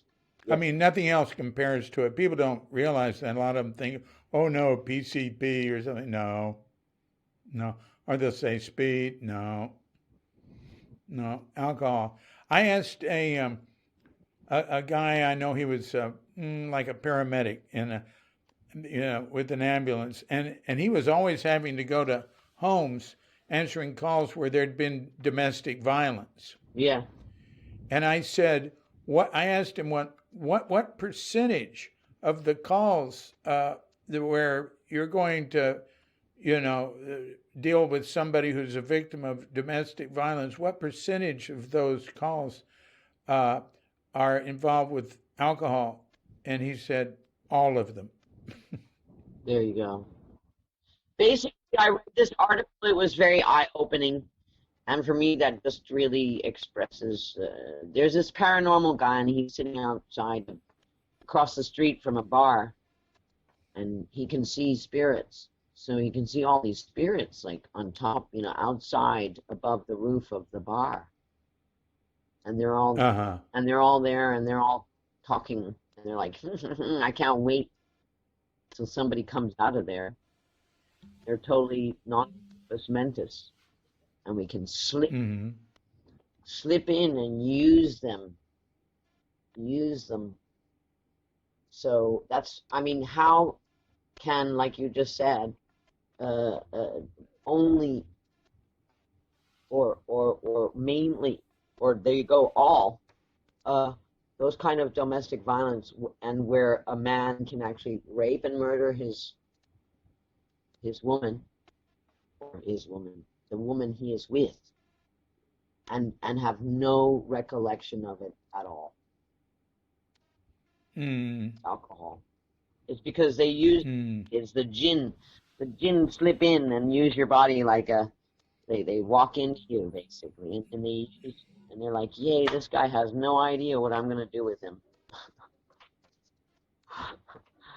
Yeah. It's called Yeah. the ghoul and acting like Mm-hmm. well, being a ghoul, the ghouls. Yeah. And you know what? Yeah. I've seen it. I've seen it firsthand. Yeah. Yeah. Um, uh, what was your religious uh, background? You know, did your family were they Christians? Did they go to church or not, or We what? didn't go to church, but we were Christian Protestants. So we celebrated Yeah. Christmas at home. We didn't go to church. I think my dad wasn't into religion. My mom later on, Yeah. we should have gone to church more. My dad was like, no, good thing we didn't. You know, but Yeah. at a young age, my mom sent us to Sunday school. So we, little children's Sunday school. So we learned about. I mean, I liked, I went to a movie with. We had a, um, we had a family cook. Her name was Johanna, and she was Christian. She actually lives in Holland now, and she has a Dutch passport. But she stayed with our family for so long. She moved with us to Singapore and back to Indonesia. She was part of the family. Born on Oh. born on the same day as my mom, not same year, but same day as my mom. And yeah, Oh. she was wonderful. She is wonderful, and yeah, with her, I remember going in Jakarta and Block M to the cinema and watching, Jesus of Nazareth and being absolutely in tears and, yeah, no, moved by it for sure. Some people, I think it had to do with anybody doing something like for me, that was the first spiritual being in my life, so to say. You know what I mean? Uh-huh. It's Jesus Uh-huh. Christ. And my mom loved musicals, so we had the Jesus Christ Superstar, you know. And I love the music. And my sister and me, we had this. I can close my eyes and I remember the children's Bible, and we would read. She would read to me Noah's Ark, which was our favorite story. Noah's Ark was the one story, really. And my Mm. mom even made at one stage. She made nativity sets in Singapore because somebody Yeah. liked them, and then they started ordering a whole bunch of nativity sets. Because every Christmas, of course, we'd set up the Christmas tree and like a nativity set and sing some songs and hand some presents out on the 24th, like German style Christmas. Eat together, Uh-huh. be together with the family, be be loving and friendly, so to say. Hmm. Hmm. Oh, Tannenbaum.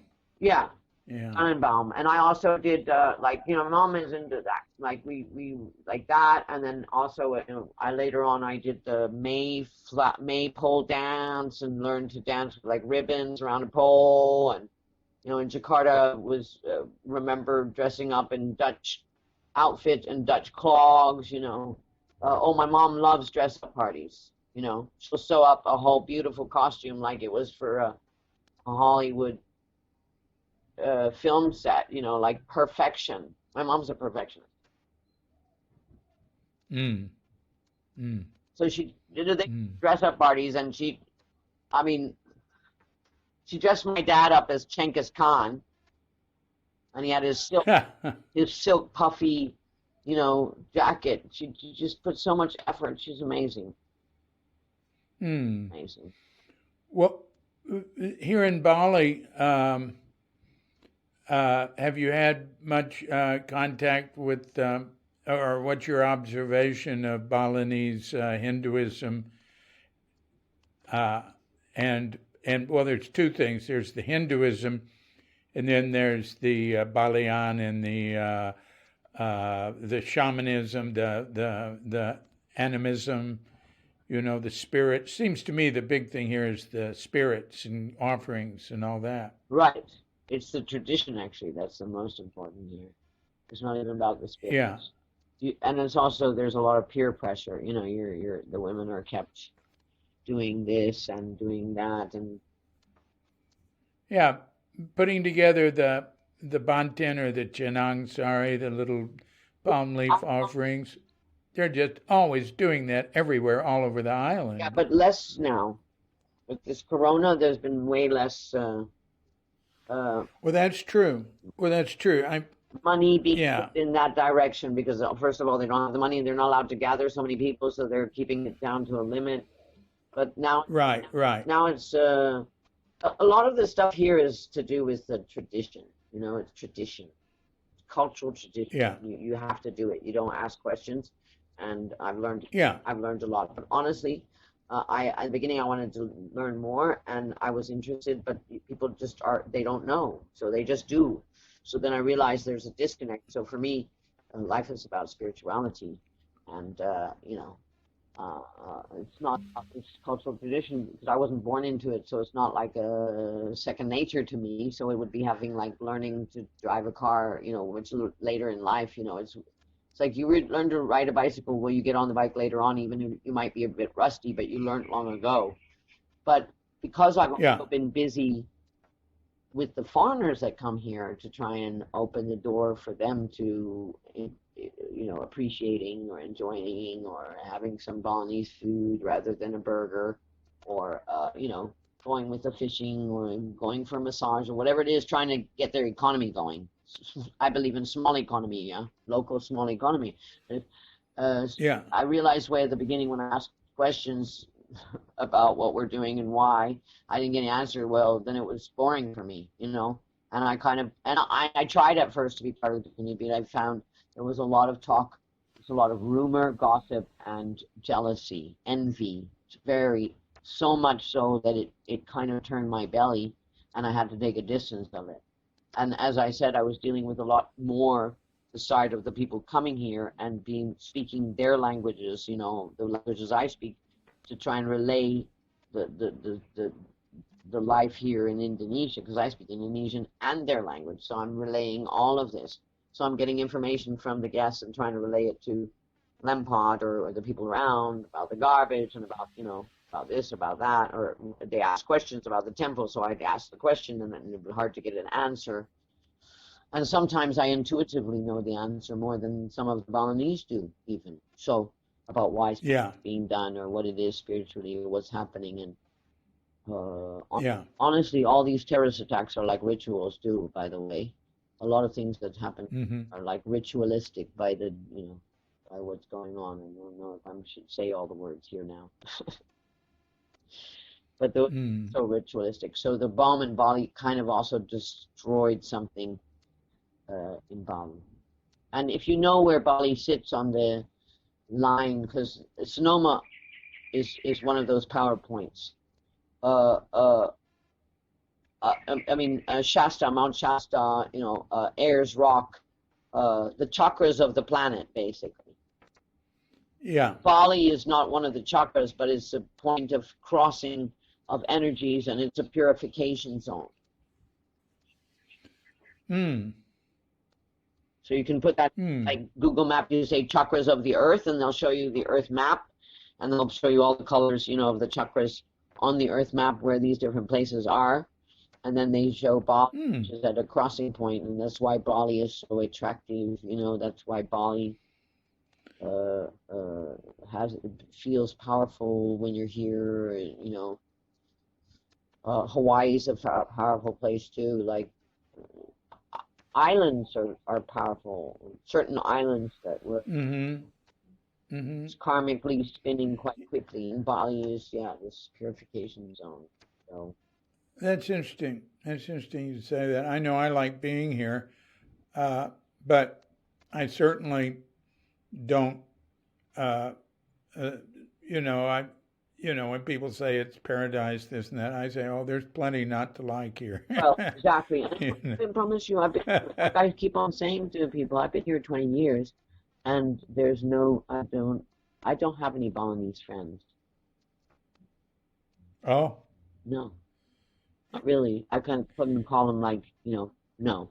I mean, I know some Balinese people and they're friends as such, people that you might like you see, but to say friends, and people that look for me or I look for them, or, in that sense, no.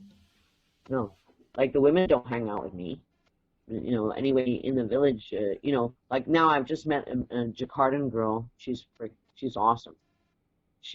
her name is European Inga, and she lives, but she's full Yeah. Indonesian. That was the ballerina, and now she works in tech. But basically, she's from Jakarta, and we can get along with each other. You know what I mean? It's Yeah. great. I've heard people say that Muslims are really friendlier uh, from that living in Java, people have, No, but this girl, huh? they're Christian. They, They're great. Well, yeah. I meet Muslims. I meet Christians. I meet them all. Uh, I meet a lot of Christians and Muslims. Uh, I have I have no preference, Christian, Muslim, Hindu, in Oh, terms of my no, experience. no, But no. It's about who you connect with, and for me, it's the people. yeah, For me, it's yeah, from Java that are coming here and or from Sumatra, from other places. For me, a lot of people from Sumatra and Java. Why? They're come here to look for a different life, and they're artists, and they're not from here, so they're also in a kind of a constant struggle because they're not really, they're not from Bali, so there's always that little bit of struggle thing in reality. right. You can't be part of the Bali the Bali Club. Right, right, You can be a and it's guest. very separate, and that's what's happened in my household now for a couple of years now, and stronger and stronger every year. So yeah. Oh yeah, you're married to one of them, but it's a man. It's different. Yeah, but still, this creates a lot of. I see it when we have parties, when in the early days when Lempot's here and people from the village and friends are here and they're sitting having their party to the right, and to the left is the travelers, tourists, foreigners. Okay, right here, right at this point, the audio on her end of this messenger phone chat that I'm recording went bad. It sort of, I'll let you listen to it. You can't understand it well enough. Like the Japanese that want to hear Yeah, of all the stories. yeah, yeah, Right. yeah, So, and it's yeah. very separate. And now, and past a year or two, So that went on for a few minutes, and then it got okay again in time for us to say goodbye. It didn't really matter much. We were at the end anyway and just getting ready to say goodbye.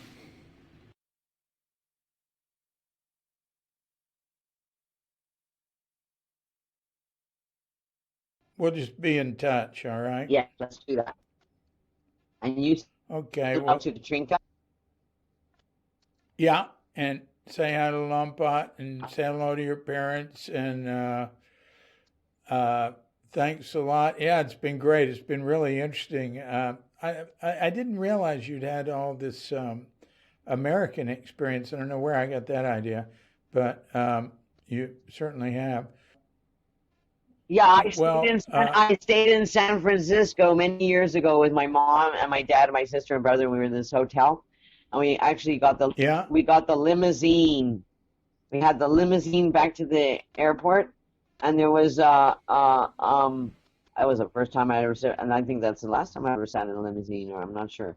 Anyway, in a limousine to the airport, and there was the gay parade, and we were stuck in traffic, and I remember being in the limousine. My mom was like, "What's a gay parade?" I was like, "Everybody's happy." uh, That's funny. Yeah, I've been in a lot of those yeah, in but San Francisco because they were fun. Cisco is yeah, I love. Yeah. Um, yeah. Okay. I'll see you Well, soon. I will hear from you. yeah. We will Yeah. we'll reconnect soon. And Yes. thank you very Yeah. much. And I pray that you have many guests coming Oh yeah, they'll to your place. come in and out. Well, it will. I juggle life, so I don't only rely on the guests coming in and out. So Yeah. Yeah. I'm making Yeah. now peanut butter and mulberry jam, and then there'll be my friend makes the sourdough bread, and then I go deliver that in a whole bunch of jars at the same time. You know, it's don't put it on the shelf and wait. Just make sure those people order have their money ready. Yeah. Yeah. and and Yeah. and, and I Yeah. and I couldn't believe it. This girl, she's like, you wouldn't think that she'd say. She was like, "Oh, where's that peanut butter? That's so addictive." Because she said your peanut butter is the best. So I'll save you a jar of mulberry jam Yeah. butter.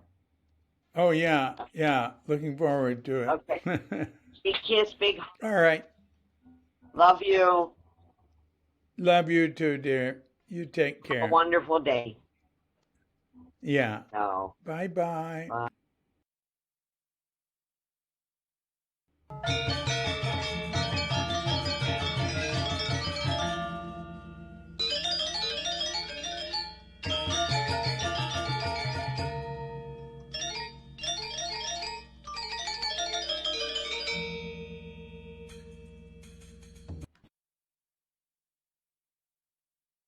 So, there was that part that I had to cut out here because it was, you couldn't understand it.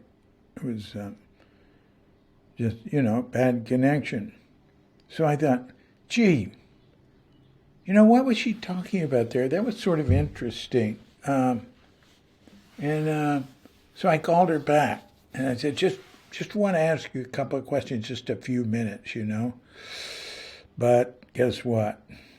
There's a lot more than a few minutes coming up from that conversation. So here's more with Tania.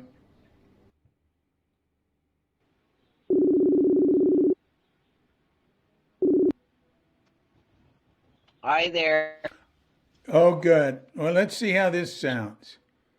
How's every? Oh, it's good. It's good. It's good. How's it going on your end? Yeah, quiet. Oh, yeah. Yeah. Uh, I think we're going to go into lockdown here again in a few days. They're already closing some stuff. Yeah, I heard they're closing some public like parks or yeah, tourist destinations, so to say. What are they gonna do? Have you heard anything? Uh, Katrinka's more up on that. I sort of wait for it to happen. Uh, you know, yeah, they've closed a few things. She keeps up with this particular site. It's on Facebook. This woman, I can't remember. I just hear what Katrinka tells me. Right. But they, so when they go into a lockdown, that you don't know what they're going to do anyway. They might close the beaches. That's the only thing that I care about. Exactly. Because anything else I want to go to will still be open, and to buy food. Uh, Right. um, but we'll see. We'll see. Anyway, our on our last conversation, everything was cool until just right at the very end, and I can't even hear it well enough. It was just for about 5 minutes, not even, maybe not even that long, and you were talking about women in Bali, and so there. I know what I could ask you. One, I'm going to ask you a couple of things. One, can you elaborate more on your experience with Balinese women, men too, if you want, and any comments on relating to them? How you've had some frustration with that and some disappointment. I just wanted a little more elaboration on that. Well, in the beginning when I was here, I really wanted to be part of the community and the society, and I just found so I asked a lot of questions and I hung out with the women, Yeah. and of course, um, it's a priesthood, so they have to just comply. You're meant to bow down. You're not allowed to talk back. You're not allowed to. They get from young age not to be, yeah. Well, yeah, in the Hinduism here is like a priesthood, and they go to the priest, and the priest tell them what day is the day to do this or the day to do that, or the information is kind of the information is kind of you know let's put it this way: people are illiterate. The common people are illiterate to what's going on. They only know that they have to do certain things. Yeah. And that's their training. So the women are trained that way. So many Yeah. generations of When Katrinka and I got married, which was like 5.5 years ago, no, 5 years ago in July, we went to this dude who was like head of the Banjar Sindhu Beach, Yeah. and negotiated a price for one thing, Well, exactly. we got down a few million, and we had an Indonesian friend with us, and but the big thing, we agreed on a price. I think because the Banjar took care of it. They were on the beach. They did parking. They set up the penjure and all sorts of stuff. It was nice, and then trash and all that. So I think we gave them 3 million for the wedding. Of these rituals, if we didn't have any of these ceremonies, there would be very little business for people to do. You know what I mean? Because you make money on births, deaths, weddings. Yeah. Yeah, well, the tough part was choosing the day, because he had to look at the Balinese calendar, and there were just all these days that were no good. We had to Right. do it on a propitious day, and we didn't know we didn't care, but we had to go along with it, so we didn't argue, and it worked. Well, I think astrologically there are days that are good and days that are not good for different things. Yeah, yeah, I yeah, mean, even Austria, all these countries in the past and to some extent now still have some people that know the information about when to cut a tree or when not to cut a tree. You could cut a tree and it was good for firewood, and you could have cut a tree and it wouldn't burn. And so they built houses that there's some houses, if they caught on fire, everything inside burned away, but the actual wood didn't burn. huh, huh, And I remember walking up to a bookstore. You know how it's not like you're looking for a book, but the book is looking for you. uh-huh, And there were actually two books, and I don't know if I mentioned it previous to this, but one was Gifts from the Sea. I don't know if we mentioned it actually, because I did want to mention it. Gifts from the Sea from Anne Morrow Lindbergh is one of the things that inspired me to make these bungalows how they are. Very simple, not too many things around you, a few details, but not too clustered and not too exclusive, because of that book from Anne Morrow Lindbergh, yeah. which it would be great if you look at some of the excerpts online. You'll see some excerpts Oh, from her really? book. Yeah. That's interesting. She had a connection to the Zen Center and to my teacher. I haven't heard her name in a long time, but she was one of the East Coast women, sort of Yeah. fashionable East Coast society women Yeah. that were interested in Buddhism. And when Shunryu Suzuki Roshi, my teacher, was on the East Coast, he met with some of them, and she was one of them. I think you would very, very, very much enjoy Gifts from the Sea, because basically she goes on a little holiday to get away from everything, and she goes to this little bungalow by the beach, Uh-huh. and it's plain, and there's nothing extra in it, and it's simple, and she has some paper lying on her desk, as she does, and makes notes, and she goes for walks on the beach, and she picks up different shells. And so she starts making notes about these shells and little doodles, and she compares each shell to love, yeah, in different Uh-huh. way. So, Uh-huh. and she wasn't actually intending to write a book. She was there just to get inspired, go for walks on the beach and get away from everything. And in Huh. the end, her notes that she made of those walks and of that holiday on the beach in this simple bungalow, and relating different shells to different aspects of love, became a book. And each chapter is a different shell with a different aspect of love. Like, the barnacles is you and your family and all the kids in the caboodle and all that extra good love. And then Uh-huh.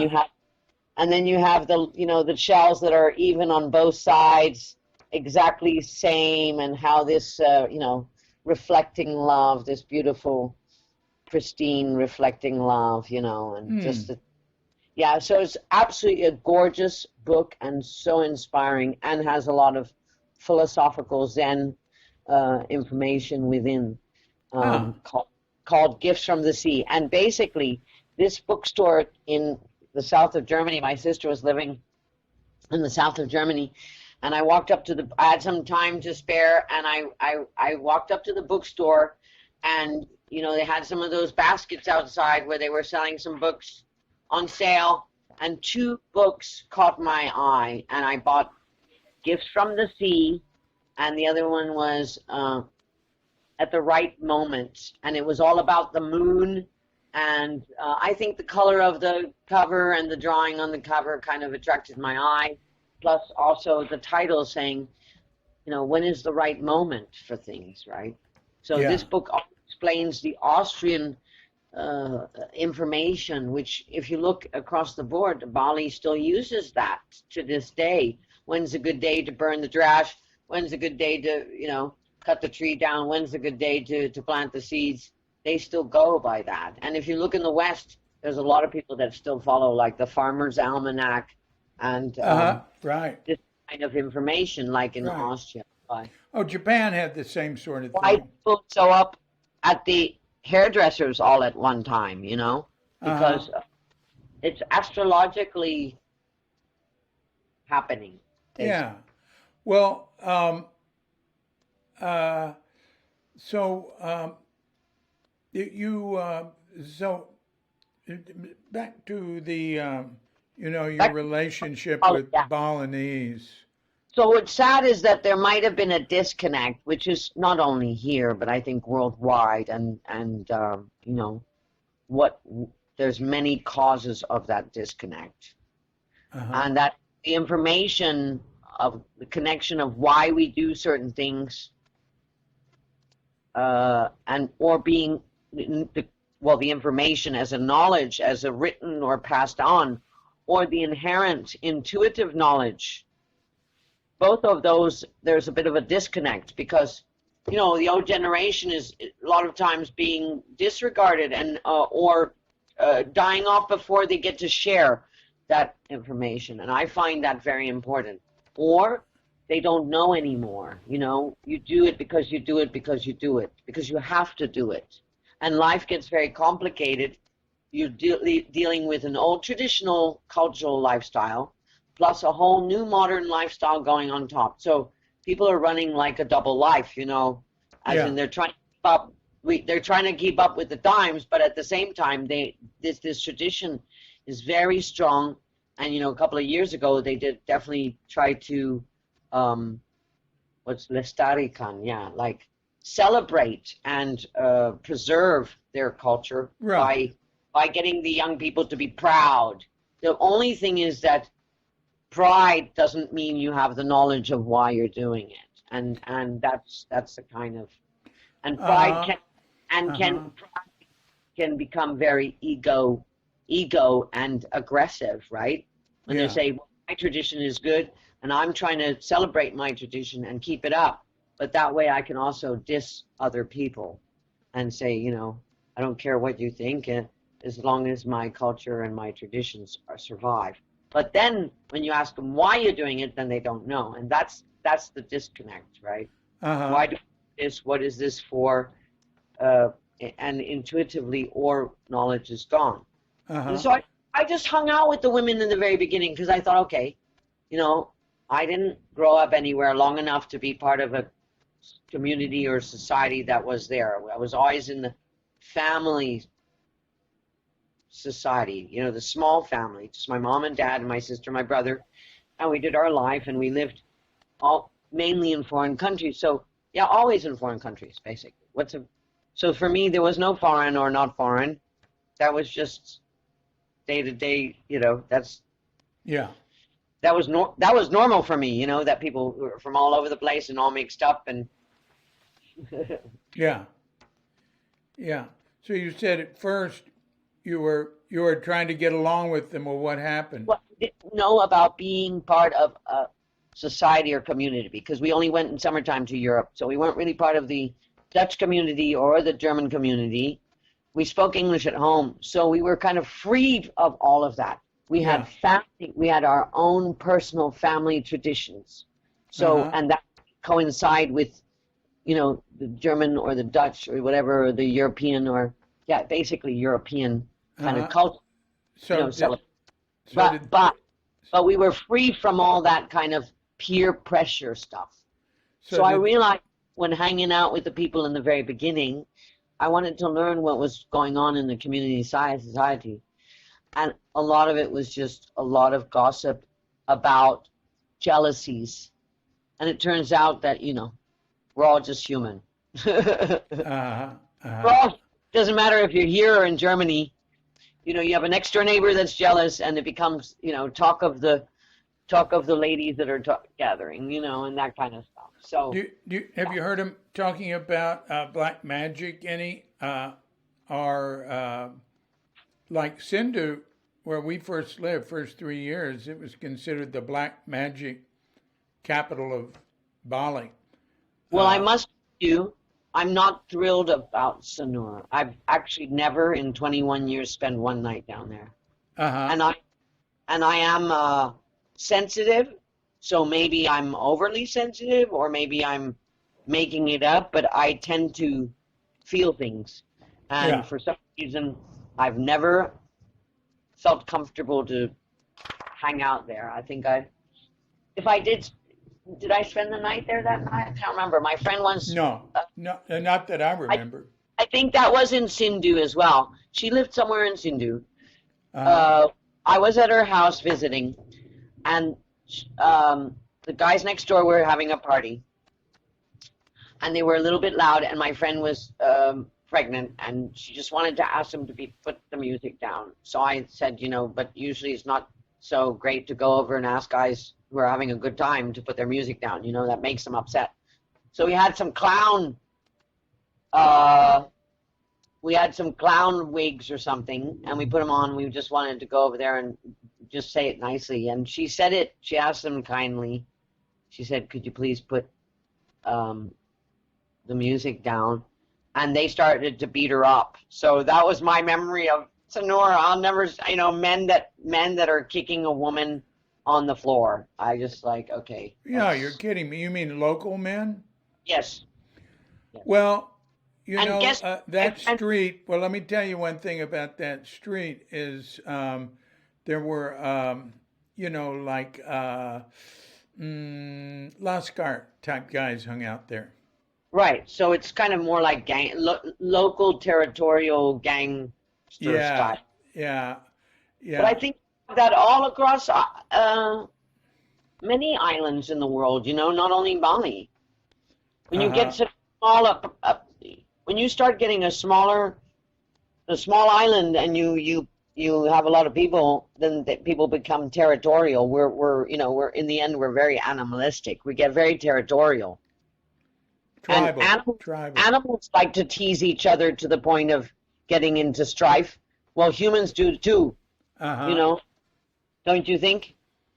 So if they're bored, it's even worse. And you know, through modern lifestyle, people have gotten bored. Yeah. And not creative. You know. Yeah. Yeah. So you hear that as well when one village is, you know, it's always about land. You know, it's territory, and then they start each other's houses down, and And then, they were warriors. I mean, how many kingdoms were on an island this size, Now it's run by a huge jurisdiction, whatever you want to call it, yeah. But in the past it was warring kingdoms, and there were 7 at least, if not more. Yeah. And they were at war with each other? I mean, they were fighting each other? Yeah. Huh. Huh. Huh. Hmm. And the king of Karangasem and his family, they had good connection and good ties with the Dutch. And basically, a lot of his family are actually living in Holland. So, but other kingdoms, other kings did not have maybe a good tie or a good connection. It's like a business deal. Some dudes you have a good business partnership with, and others you don't do any business with.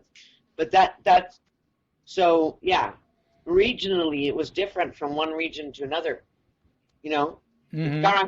His family have a lot of them are in Holland, and the other ones in Denpasar, right? They did Puputan. They ran into the bullets and did not want to. Which royal family was that? That was That was local. That was I think like I don't and two. I, I don't know. It wasn't called Denpasar then, but Badung, I think Badung. Badung. Yeah, there's 2 places where the people mainly ran Right. into the bullets. And Right. Well, there were royal families totally yeah, wiped out by the Dutch because they were opposing them with like spears. they did it on. They kind of did like suicide. Yeah, yeah. It was royal family group suicide because they refused to surrender their uh, control of their lives to the Dutch. And that Right. wasn't that long ago. That was just like, how long ago? 150 years ago? 130 years ago? Yeah, not even most, not even that long, man. Yeah, And Bali, the Dutch came here last because they didn't yeah, really do much here. If they did anything, they did a little bit of tourism. yeah. Yeah, that's all. You can go to the Vajrasandi and go to the museum there. And I've done that a few times. It's really nice. And they have that, oh, what's that called? Diorama thing. You Yeah. walk around in a circle and they have all these little, uh, like with uh, miniature people and buildings and this and that, and miniature soldiers shooting and Oh, killing all these miniature royal family people. And then oh, it goes into like firing squads. They have pictures, well, photography, if you firing go, shots, killing people.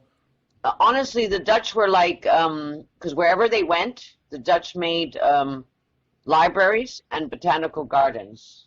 Uh huh. So everywhere they went, they were very much into art, what would you classifying plants, saving plants. I mean Yeah. The Badoogle uh, uh, botanical garden was made by the Dutch, and they just took an original piece of forest and just put it, called that. That's I, why that's botanical garden. I want to And move there. I love it there. It's I so love cool. I It's love it there. it's like I don't know. It's like 1,000 meters or something, isn't it up there? I So, love it up there. oh, me too. And go on these. We don't have wide open spaces here, or big spaces, places to walk. You can walk through these woods there, and they're just great. I love It's it. Every time I huge. go there, I think I want to move there, but I wouldn't have Me, good enough tech me too, support. too. But I sent some Canadians there who had moved from Canada to get away from the cold. I sent them there. They had 1 week of rain. They came back. They said, "We moved out of Canada because it's cold. It's really cold up there." So Yeah, it can be cold up cold and there. wet, but it. I'd love to make a little like witches soup den where you have just like a big cauldron pot in the middle, always cooking up, so you'll never be cold up there. And they Yeah, have yeah. such beautiful vegetables, but when you go to the local warungs, they don't have is selling, none of that is in the food. So yeah, I love going up there. I do have a great address for it. In a chalet. You have to stay minimal 2 nights, but you have 3 bedrooms and a kitchen and a fireplace. Oh, Beautiful. hey, well, we can talk about that later. That sounds great. Hey, the last, not the last, of a Vipassana retreat I did a couple of years ago, not the last one. Katrinka wasn't around or anything. Usually she'd come pick me up and then we'd go somewhere up north. But I had a driver come pick me up north, at Brahma Vihara Rama, and take me straight to Badoogal. And, I'd been like 10, 11 days just sitting and walking meditation from dark morning to dark night. And he took me there, and I just walked in the woods for 2 hours. Yay. That was so It, great. that's it, when Yeah. you geographically, because I was very interested in, whenever I look at these kind of landscapes, I'm also interested where they originate, why that originated. Because the Dutch, by the way, also all the vegetable growing up there was brought and taught by the Dutch. They saw, wow, you have, all the resources here where you can grow all your veggies. So, and they Yeah. did that for Indonesia, like in Bandung up in the mountains. But it's an old caldera. It's a really old caldera. Oh, So it's really? yeah, it's so interesting. So there's a Wow. whole yes, it's very interesting. These 3 lakes there and the geography, and it was a huge old volcano, and yeah, it's a huge Wow. old caldera, and Wow. that's why it's got that open, like you said, the open flat space. The more, you're up at the top there and you've actually reached somewhere. It's a caldera. Those 3 lakes and all that is from huge old. Yeah. Yeah. You can sit up top, like on a big lawn, and look down on one of the lakes. I don't know which one. Uh, Oh, that's the Tamlingan. Tumbling Gun. That's what I wondered. Yeah. Yeah. Yeah, My gorgeous. favorite. My favorite street name out here. I love the name Tumbling Gun. Yeah, my Yeah. kids went camping up there too. It's really beautiful. Actually, Ah. yeah, there's a camping ground. Yeah. And they've got so many things going on there. It's great. The Dutch weren't responsible for the botanical garden in Singapore, though, were they? No, that was the No, English. that was the English. Yeah, That's a yeah. great one. That's a great one. I love That, it. the one in Bogor is world renowned. The Bogor Botanical Gardens, Kebun Raya Bogor, uh, is like 60 kilometers south of central Jakarta. It is currently operated by the Indonesian Institute of Sciences. Anyway, it goes way back. It was founded in 1817 by the government of the Dutch East Indies, but they built it on a site that had been a like a botanical garden or a cultivated forest for royalty way back in a few hundred years before that. And then it had gone into disrepair after that. That kingdom crashed. But anyway, I've got that in mind if I'm ever over that way, which I have no plans to be. Uh, I love going to botanical gardens. The one Oh, in really? Bogor. Yeah, that the Dutch made. And they went back to Holland and then they made all kinds of like museums. So they have one in Amsterdam called the Tropen Museum, which means tropical museum. And this is why I brought it up about what they did and like to classify, everything and write everything down and make libraries of everything and um, have reference and archives of everything. So if you go online, you can go onto the Tropen Museum of Holland, and they have black and white photos of Indonesia, which are incredible. A lot of Bali, of course. Ah, Yeah, that's neat. yeah. So they That's have a neat. whole archive of old Asia, Indonesia, Spice Islands. You'll be amazed. It's a Oh, huge archive of black and white photos, the oldest you can find. Tropen Museum. Yeah. hey, you know, one thing I've noticed is there doesn't seem to be any resentment against the Dutch. People seem to like the Dutch, and it wasn't that long ago that they won independence from them. They had to fight for it. Like they got independence in 19 what, 45? Exactly. 46. 46. Exactly. So, um, but that became because I when they first came here, they just did it as a business. Yeah. It was a trading company. Yeah. And when the trading company saw that they could run it better by taking more control, they did. Yeah. But we're working with the local people, otherwise never it would have worked, yeah? They worked with the Javanese, and the Javanese went out to the other islands and did a lot of their work, which still today is the same case, yeah? Which island is the Spice Islands? That's the Moluccan Islands. Uh-huh. There's a beautiful book about the fight, and there's a lot of politics about that. We were actually looking at that the other day because New York was New Amsterdam, and then Right. Suriname. So they were just trading countries amongst themselves. The Dutch, the Spanish, and the English. Either they were fighting each other and killing each other off, because we were looking at the British and the Dutch Virgin Islands, because Hmm. how they would just use these islands as areas to stock up or put slaves, or trading, or yeah. Because Ah.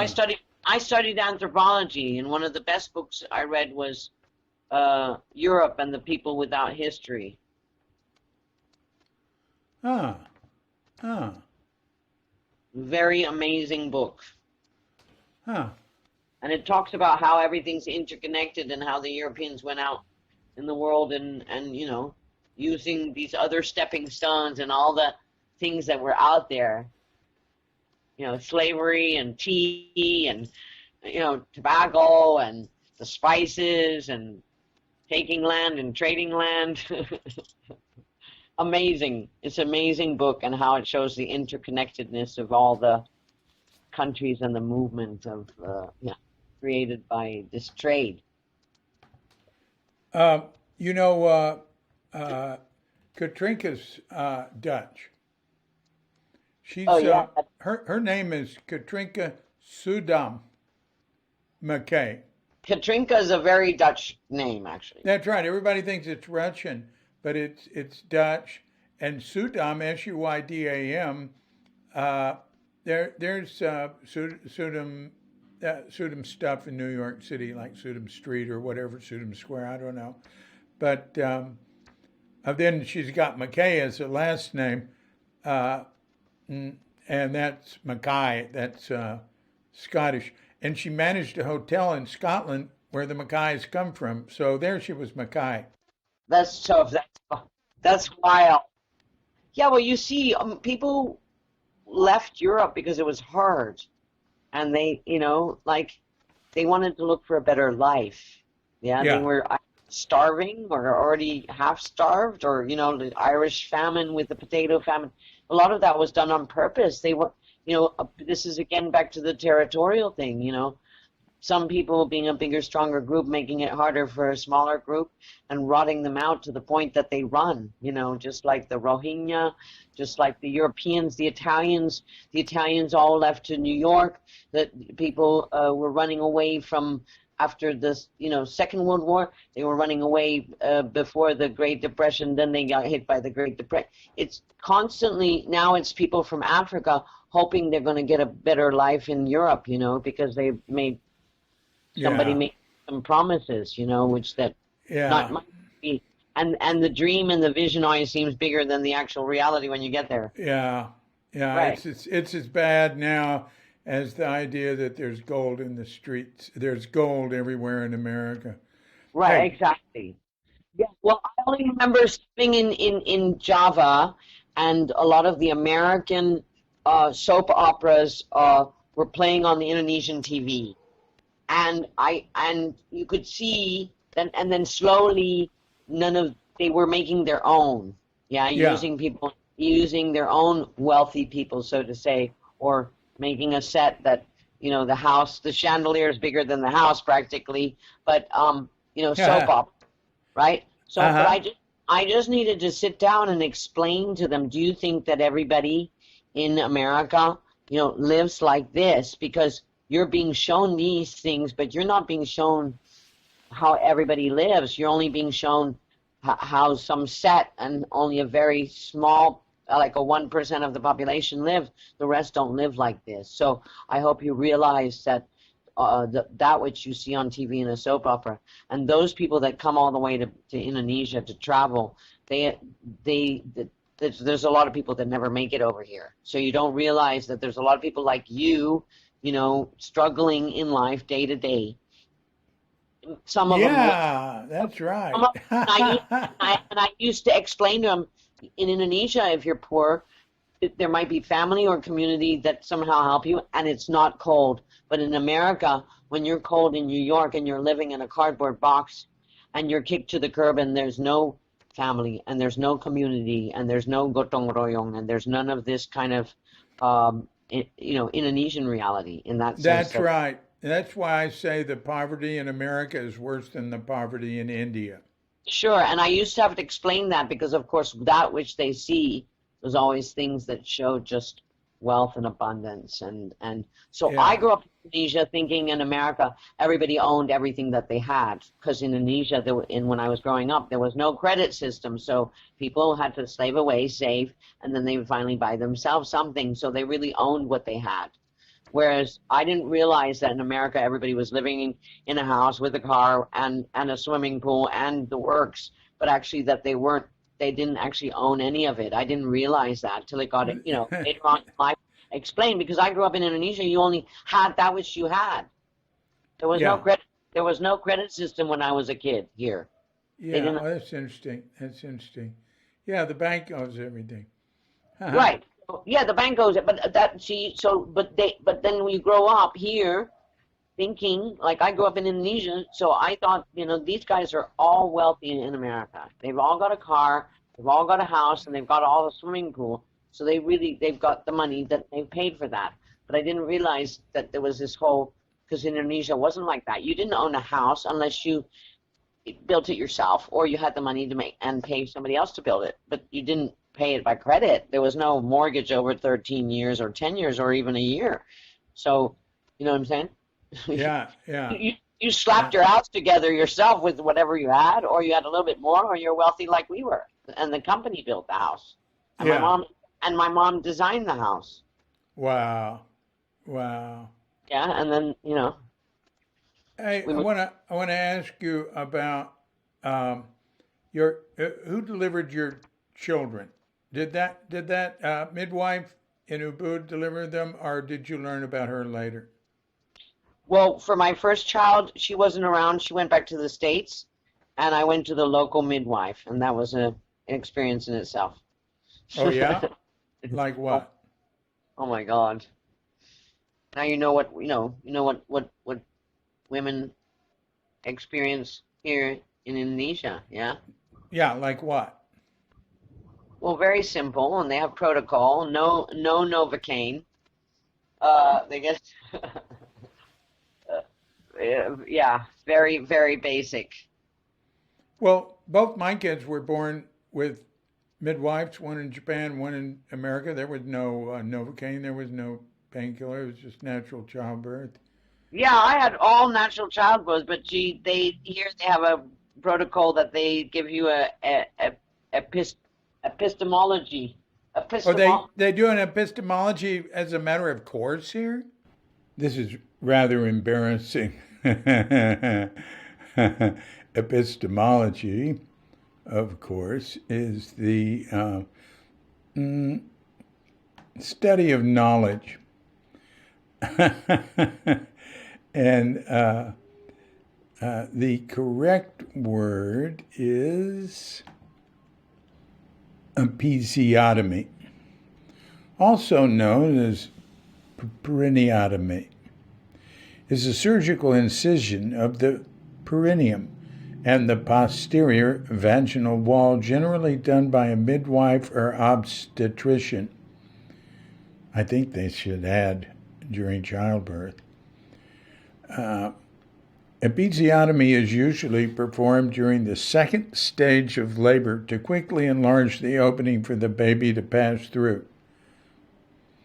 Epistemology, the philosophical study of the nature, origin, and limits of human knowledge. The term is derived from the Greek episteme, knowledge, and logos, reason, and accordingly the field is sometimes referred to as the theory of knowledge. Episiotomies are often given when they don't need to be, and the midwives that we used in both my kids' births, they did all sorts of things to avoid having an episiotomy, like, I don't know, using oil and this and that. They keep a close eye on it. You want to do the episiotomy so that if the opening is not expanding large enough, it won't tear. It's better to have an episiotomy than to have the opening tear. Yes. Oh, that's not right. No, not at all. So, and then they stitch you up without Novocaine. So that was worse than the birth. And I was that's ridiculous. I was in absolute shock, and my body was shaking all over, and I was so ready to get out of there. And in the middle of the night, I was hungry, and all she had was a boiled egg. So I was by the next morning, I was like, okay, I'm going home now. And then there was the Bali bomb in 2002, and there was no more gas, and very lonely. And then I met this one lady who was part of the drawing and sketching and painting group, women's group, and she invited me to model for them. So I met a few more people, made a very, very, very little bit of pocket money, but it was about getting out and meeting people. And then through the lady who owned the gallery, she also had 2 children, and one was born as well in a local midwife place, and then the second one was born with Robin, who has Bumi Sehat. Is amazing, absolute angel. And when I met her, I was actually bringing my friend to meet. Also, she was looking for a midwife, and she was due sooner than I was, and so I brought her to Ubud to meet up with Robin. And when we met her, it was like, I don't know, it was like magical. And I slept so well that night after meeting her, and insta family. And it was really funny because her husband had said that same day when we walked into her kitchen, he had said, it'd be great if you had a pregnant woman who had some bungalows by the beach, because, then we could go to the beach bungalow. You could make it great, right? And then I walked in. So we basically have. So you can come at any time. So then your second child was born there.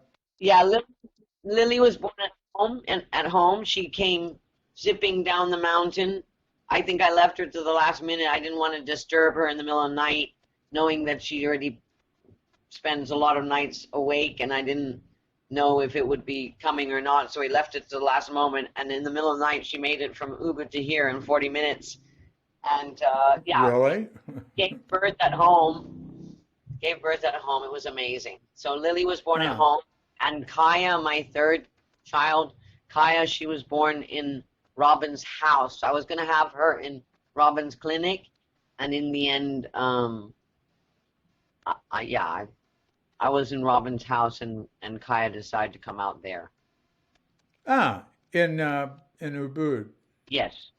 Yeah, I I am know. It's like near what's it called? Something Kuning, New Kuning, yeah, New Kuning. yeah. And Yeah. so in the meantime, she's already rebuilt a new beautiful clinic, and yeah, she's just helped so many people, not only pregnant women, people come there for all kinds. They do yoga for old people, and they do open clinic to help people with acupuncture and other natural forms of medicine. Mm. Yeah. Mm. Mm. Wow. It'd be hard to pick and choose between all the things that are being offered to you in the Ubud area. My God. Oh Uh, yeah. Yeah, but actually my soul connection with Ubud is very much through Robin and her family. well, that's good. That's good. Yeah, That's a solid connection there. very Yeah. soul. Well, have you ever had any uh, involvement with any shamans here, or any meditation teachers, or any people you consider a holy person of, any type? Well, I've had guests ask for me to find healers from them. So yeah, I've taken them to different Valians, and we've done like Balinese cleansing ceremony, Yeah. Maluk, Malukad, and my Oh, brother yeah. I and do. my I do Malukas. yeah. So my brother-in-law also is a priest now, a local village priest, and Oh, yeah. he's also taken some of my guests from Malukad to special holy rivers, and yeah. And Yeah. I tell the guests a lot about him myself. Uh, Ah. yeah, As a that matter of fact, remember I was telling you about the guy who was head of the Sindhu Banjar yeah. that we talked to? Oh, he's something. Man, he's all covered with tattoos, and real strong and fit and everything. And, didn't wear a shirt, so you can see all his tattoos. He's one of the priests that comes over here, which is an hour walk away from there, uh, to the little temple that we walk to here for Malukas. And he's one of the priests that comes to that. And that, it's interesting seeing him there. And, I love it. They pour water over your head. And I love it when there's babies, women with babies. And then all the babies start crying. They're pouring, depending on the priest. Some priests are really gentle with babies. Some of them are just pouring buckets of water over their heads. I called it at first. I called it the ceremony with crying babies. But I love it. And then some will ask you to submerge yourself completely in uh, uh, in the mangrove water there. Oh, I don't wow. mind doing that, but it's a little frightening looking. Uh, and then some say, "Oh, you don't have to do that. It's different." But I like Well, to do it. ever like to go on a Maluka, but not in the mangrove, but a really nice freshwater? Just let me Yeah, know. My brother-in-law, he has a car, and he would take you up there, and he doesn't charge very much, and he's amazing. yeah. And you'll, The first thing I thought is, how much does he charge? oh, not that much. So I'll ask him now. Of course, Corona's changed a lot of things, made everything cheaper. Yeah, well, I've Nobody, talked to Katrinka about coming anything, up there in a month to see you and your father, and to interview him. So yeah. maybe we could throw that in. Yeah, no, Uh, you'd enjoy it because it's an amazing, amazing. Yeah, I mean the water is fresh, clear, and people have some amazing experiences oh, too. good, good. And hey, will I get a tridatu? A tridatu? Tridatu? Yeah, the little. Am I mispronouncing it? The which would be no nothing different. The string, the three-color string. Of course, and he has everything. He'll take you with the car. He has the offerings. He goes with you. Yeah. They don't always give those for uh, that ceremony, but I like to get them. I mean, I like to get them for superficial reasons, because it makes me want. It makes me closer to Indonesians. They see to Balinese, not Indonesians. They see I've got that, and it's like, wow, really? I've even had them say, "Are you Balinese?" You can be. That's the thing. They do enjoy when you have some knowledge of their language, or you're not just here to take. You're here also to understand about them, and then they're very much more. If you speak a few words of Balinese, yeah, that sounds. That's all. That's all I do. Our Pembantu, the drivers we use, they don't speak English. I don't want to. I don't want to deal with people in English unless it's unless their English is really good, and it would be a drag to do anything else. Uh, and I love that part of living here. I don't really, I only know enough to get by and everything, but I can say anything I need to say. And think in life we need to huh? do. If we say too much and we say too, Yeah, it I doesn't get us in a good beneficial places usually. So I think yeah, it's said enough to get by, to make yourself uh, understood what you're looking for. yeah. Also understood that you appreciate them. Thank you and please Oh yeah, they're polite. and Everybody's polite every here. on now is like saying to people, Selamat siang and how are you, and a lot of people don't get asked how they are. Yeah, well, You I've go done a to lot of stuff. I mean, go to a restaurant. I've done hospital stuff, immigration stuff.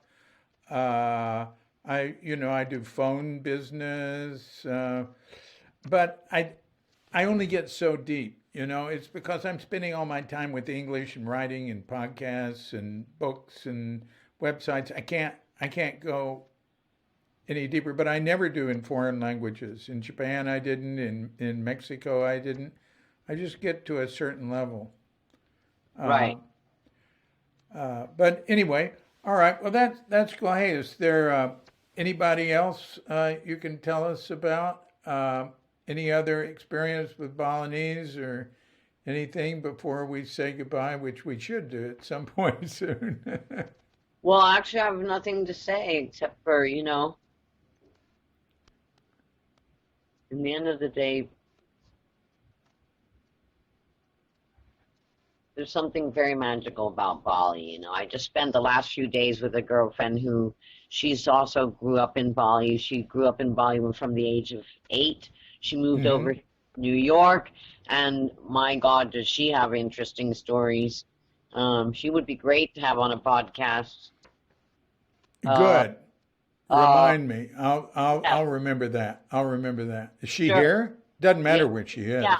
We're working on getting some things to send over to a friend who's now in the British Virgin Islands, who wanted to actually come to Bali but got stuck because of the corona and just going to stay there now and trying to help the people out there because they were hit by a hurricane and had nothing for a while, and it's really quite bare. So she's there, and me and my friend who's grown up here from 8 years old. She's been pretty much on and off in Bali. She says there's no, when people ask you where you're from, is it your passport, or is it where you grew up, or what is it? But one thing is we know for sure: once you're in Bali, like we are, like Yeah. her 30 over years and me 20 over years, and I know Indonesia from a long ago, which was very awesome too. But Bali is magical. There's Yeah. Yeah. Well, that's good to hear you say that. It's people that really love Bali and live here and know it. They're not. There's a lot not to like, but sure. there's a lot to How many like. times in the last few years I've been like toiling with, okay, I've had enough. Okay, I'm enough, and I want to go and try something new. And I sit there and I think to myself, where am I going? Okay, let me see. first of all, where in Bali, and then or where in the rest of Indonesia. And I turn around and turn around and turn around, and where do I land up? Back at home. Yeah. Right here Yeah. and I've been here last few days downtown, and I tell you what, it is so great to come out to the east of Bali again and hear the waves and feel the breeze and look out the window and see mainly leaves and trees, then Hey, build. next time you're down here, let me know. I'll take you out to lunch on the beach here at Genius. Yeah, we're very much on the others. I'm very much helping my friend at the moment, so I'm like the driver, coordinator, helper, whatever. And Uh, we're on the other side there, running between her many household that she has to take care of. Uh, and hey, that's, is this your friend you say I should have for a podcast? yes, for sure. Oh, and she lives like over in Sindhu? No, she lives over between Canggu and Krobokan, and Oh, yeah, yeah, yeah. Oh, so that's really way over there. yeah, so we're moving around in that area. For the last few days, we're driving back and forth, and I'm trying to coordinate her. 'Cause Oh, that's a lot of driving. Wow. she, well, I mean, I just stayed down there with her. Yeah. Oh, I see. I mean, Yeah, that's a lot of driving for Bali. And in America, it would just be like going next door. but that's why it was great. I was a bit at a loss. It's very, very quiet here, and all of a sudden she comes and says, "Hey, do you want to help me with a job?" So yeah, that means staying down there. I've just And headed home, and forgotten. describe that job again. Filling a container with handicrafts and different things from Indonesia and Bali. Uh-huh. That's neat. That's I've neat. done it before. I've done many years of doing that and sending things to California and Hawaii, and I've some things to Europe. Huh. Huh. That's neat. That's neat. Yeah. Well, I think Katrinka wants me to come down to dinner. Uh, Well, go down to dinner and give her a big kiss and a hug before you. yeah. Oh, this is a great addition to what we had. I will If there's enjoy. anything more, you let me know. Yeah. Yeah. No, this is cool. This is cool. This would be a good one. And I'll put it up by 4 o'clock tomorrow afternoon. So I got a little work to get this part done. But Okay. it all sounds good. And yeah, good. All right. So I've got a few things in my mind to remember with you. So we'll be seeing you again soon. I In love a you. month. In a month. That's And my plan. and big kiss to Katrinka. Yeah. You know what we just did? I shouldn't. I'm just reopening the conversation, but in just a second. Uh, she says, I just work all the time. You can't do that. So I'm getting more and more efficient with podcasts and the work I do. And I can never get it all done. But Saturday, I was way ahead. I didn't have to post anything there or on my blogs until Tuesday. So we spent all day Saturday over in Kuta and Seminyak because we can get over there easy, and most of the time on the beach in Seminyak, and drinking coconut water. And I didn't read. I didn't bring any. I didn't look at any iPhone or anything. Just with the beach there is so different. It's fun to play in the water, and we had lunch at the Hard Rock Cafe in Kuta because I love their chef salad, and it's just Well, next time you're feeling like getting out and you want to meet somebody new and go into a beautiful sunset and we'll have some food with my friend, please let me know, yeah? Because I'll be down there. oh yeah, and where would we go? Well, we'll leave that up to my friend. Yeah, but probably over in the Canggu area. Yeah, Brawa or Petitingat area. But yeah, we'd let her. I mean, it's all very spontaneous, So you be spontaneous. You let me know. You All tell me, right. hey, Katrinka wants me to take some breaks. I'm going for a break and some fun and inspiration. And yeah, Yeah, we can yeah. meet up and have a sunset meal or snack or whatever you like. You just let me know. All right, all right, all right. Yeah. Yeah, Whenever, yeah. we're meant to be spontaneous again. Yeah. All right. All right. Very good. Very good. Yeah. Okay. Well, thanks a lot. Yes, enjoy your dinner and big kiss to Katrinka. Yeah. Yeah, indeed. I want And to, and yeah. a and we're and yes, definitely because my friend has all the gear for making a little studio. And then she had a friend who there was Praya Studio or something, and we just heard yesterday they're going bankrupt. So they've got all this gear, some for sale and some for gift. So we want to try and get their soundproofing. So she's Oh, got this. wow. Yeah. I want to do an album here. Uh, Well, uh, fantastic. That's why we need to meet up. Just chit chat yeah. about big studio. She's got all the gear. She's got like the looping machine, and she's got the this, and she's got the that, and you know, she's got it Huh. all. Huh. Yeah. I always like to play your songs because you're a receptive listener. Oh Uh, yeah, yeah. Uh, all right. All right. Well, that's a lot to think about. We'll yeah. we'll be Always in touch. yes. Kiss. Love you. Okay. You too.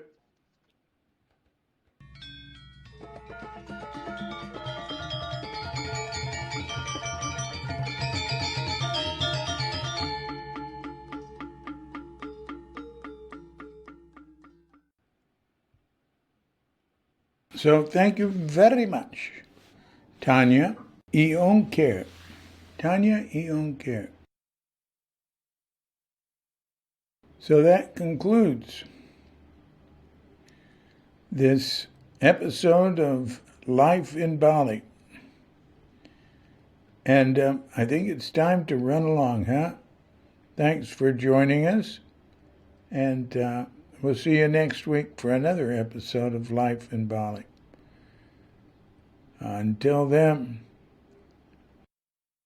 I'm DC Poobah of Cuke Audio and Cuke Archives, coming to you from Sleepy Sanur with Doga Bandita, Filan Cuchita, and dear lovely Katrinka. And we're wishing you, and yours, and all of us, a grand awakening.